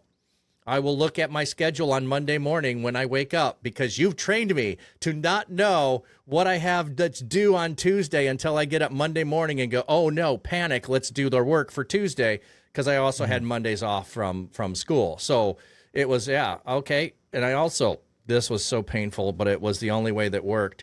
I got up at 4 a.m. on Tuesdays and Thursdays to spend 4 hours doing my Greek homework before I went to class, so that I always had 4 hours of solid time to work on it. I hated it. Miserable. Is awful. But there was harmony with my studies, and there was harmony with my family because of those boundaries, and I sacrificed sleep instead of sacrificing time with my family. So that's where harmony comes in. And what works for me and my family may not work for you. You have to figure it out, what works for you. And if it works for you and everybody is satisfied and blessed by it, then it's what you should be doing. Well, and that's the one advice in this that all of us can apply is like, are you communicating well with your family? Yeah. Because for me and for you, we both had to communicate to figure out what works. So I quite often with my kids, even though they're 12 to 3, I pull them aside and ask them, hey, are you getting enough time with daddy? Like, do you need more of me? So that way that gives them a space to articulate their needs. Yep. Because and sometimes they don't know their needs. And I have to, as the mature one in the relationship, discern those things and just say, hey, you know what? I've got a feeling like that this kid needs more time. I'm going to go run to Target real quick, and we're just going to walk around and chat and talk, right? Like, it doesn't have to be anything crazy. It doesn't have to be a big event. It's just communicating and chatting with my kids and my wife, and just saying like, hey, do you feel like dad is more about the church right now than he is about y'all? And that's thankfully my kids and my wife, we've developed this culture in our house that everyone's pretty honest with me about like my relationship with the church. Yeah. Which is good. Like, I want them to love the church. I don't want them to hate the church. I don't want them to say the church stole my dad. I don't want any of those things. I want them to love the bride of Christ just as much as I do, if not more. And I want them to have a healthy understanding of it and just say, hey, this is daddy's job. Like he cares a lot about it. He cares a lot about the people, but he cares a lot about me. And that's important to me. Yeah. And on top of that, whenever you have fully the opportunity, because for instance, I may not, if I'm expected to be preaching on Sunday and I'm scheduled to be preaching on Sunday and my kid's having a meltdown, just say, well, I'm going to skip this Sunday morning because my kid needs it. But if my kid's in the hospital, I don't need to preach on Sunday. Yeah. I'm going to find somebody else. So when there are times that your kids can point to that said, I was more important than the church, not more important than God. Let's make that clear. I was more important than the church and ministry to my parents. It's important. Also important for your spouse too, to know that there are times like if something's happening, boom, it's more important. It does not matter if I'm going to land a big donor, if I go to this meeting, or if I go do something that you need to, or if everybody's counting on the service. So what if everyone's counting on the service? Do it without. It'll be fine. God will bless it. Great example of that was the other day. So we have a Survivor fantasy draft at our church because my wife and I love the show Survivor. You may not, you may have thoughts about it. It is what it is. We love it and we enjoy it, and we'll use Christian liberty to watch it. So get over it. No, just kidding. But so now you're gonna go on your box, get on your soapbox for a minute. Yeah, get over it. All right. We have a great sermon series on YouTube about Christian liberty. Watch it. No, but we love Survivor, and it's one of my wife's favorite shows. We have a fantasy draft at Lux where we like talk about it all season. We draft our players who we think's going to win. There's probably about 12 to 20 people involved in it. It's pretty fun. But there's a big event coming up for the new season coming out in September, and it's on a Wednesday night, and that's our church night. That's our service night. And Mark's like, dude, your wife would love that. Go on a date with her. Like, you're fine. And that's helpful too, is like having a staff culture Yeah. that also in ministry culture where people understand each other and realize, hey man, your marriage is really important. Go do this fun thing with your wife. You don't have to be here every week. And that's been healthy because I've also not felt that at every church I work at. Oh no. Yeah. Taking off on a Sunday was like a nightmare at some churches I've been at. Yeah, yeah, and some of those you have to learn around where the boundaries are and how to set those. So early on, as a solo pastor, we would be home for Christmas break or whatever. So it's not vacation. Yep. So somebody would pass away, and I'd feel an obligation to go back. Oh, well, they passed away. Oh, we're only going to be here a couple more days. Let's just go home early. My wife didn't feel that way. She did not like that. But it was like, what am I supposed to do? How there's not another person to step in with the family. How does that happen? So our pattern has become, we go on a cruise ship. I am not accessible. I cannot leave.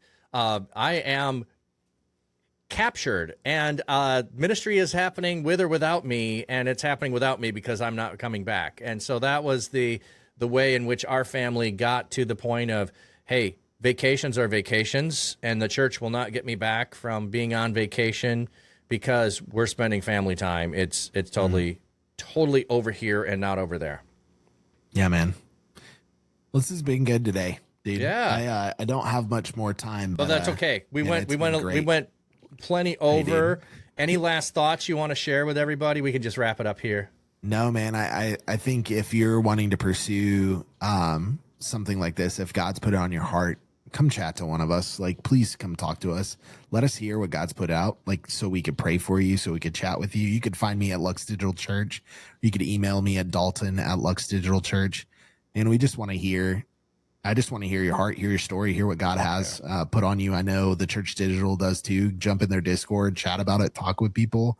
You're not in this alone. So remind yourself that. Start that way.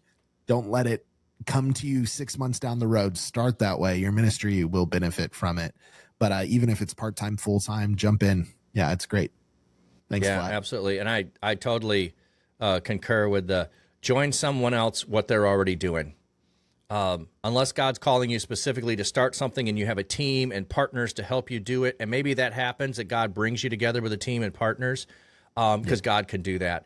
But if not, you don't have to go start another church. You don't have to go start another ministry. You can join one that's already ongoing. And if you don't know some that are out there, we can point you to them. Get connected with Nerd Culture Ministry Summit. Get connected with Digital Creators for Christ. Join the Taco Course. Go to Reach Conference. Go to Reach Conference. There's so many different things in this space right now that God is using to unite people. Yep. Hopeful Disaster is another one. HopeCon. Yeah, you will find your tribe. We might not be your tribe. Totally. That's totally fine. We want to see God do more and greater things, and we think he's going to. So I'm just excited to bring on some friends who are doing it and to have you here. So I'm actually going to just promo the Digital Gaming Summit here as we come to a close. So thank you, everyone, for hanging out. It's been fun. I love doing this. If you are like, hey, I want to be on the podcast with you, you're doing ministry, just DM me, because I have lots of people, and I may not, you may be on further down on the list. You're probably on my list, but if you go, hey, I'm ready to roll, I'd love to chat, I'll move you up on the list, and we'll get some time together just to share what God's doing in your life. So thanks, Druzy. Love you, man. Love you too, Cap. Hey, chat. Have a great day. Peace. Means to do ministry. You also know what it means to be a gamer, and you know what it means to try to share Jesus in that space. I mean, you're doing it. You're in the lobbies, you're on Discord, you're in game chats, you're trying to be encouraging in your live stream chat, you're trying to bring hope into that stream. You're praying for the person behind the handle. Gaming might be the medium, but discipleship is the true mission, and you feel like you're doing this by yourself. But imagine you weren't doing it alone. You've got backup. Imagine you were equipped and resourced and linked with others who know that discipleship can happen where you're at, would be a great where other one. players are Negative's gathering. one of our stream Imagine allies. that He's your awesome. passion is coordinated. Streams retro games. You can have fun and be intentional on your streams? What if there was a summit built just for you, for digital missionaries in the gaming world? What if you were not just playing together, but you were actually building the kingdom together? That is DMCon, a digital space for gamers who disciple and disciples who game. If you've ever questioned whether games could be sacred ground, this is your confirmation. The digital spaces you inhabit can become communities of belonging, healing, and gospel transformation. Jesus is already in the game. Let's discover where together. You're not alone. Come and see who else is with you right now. Register for DMCon today.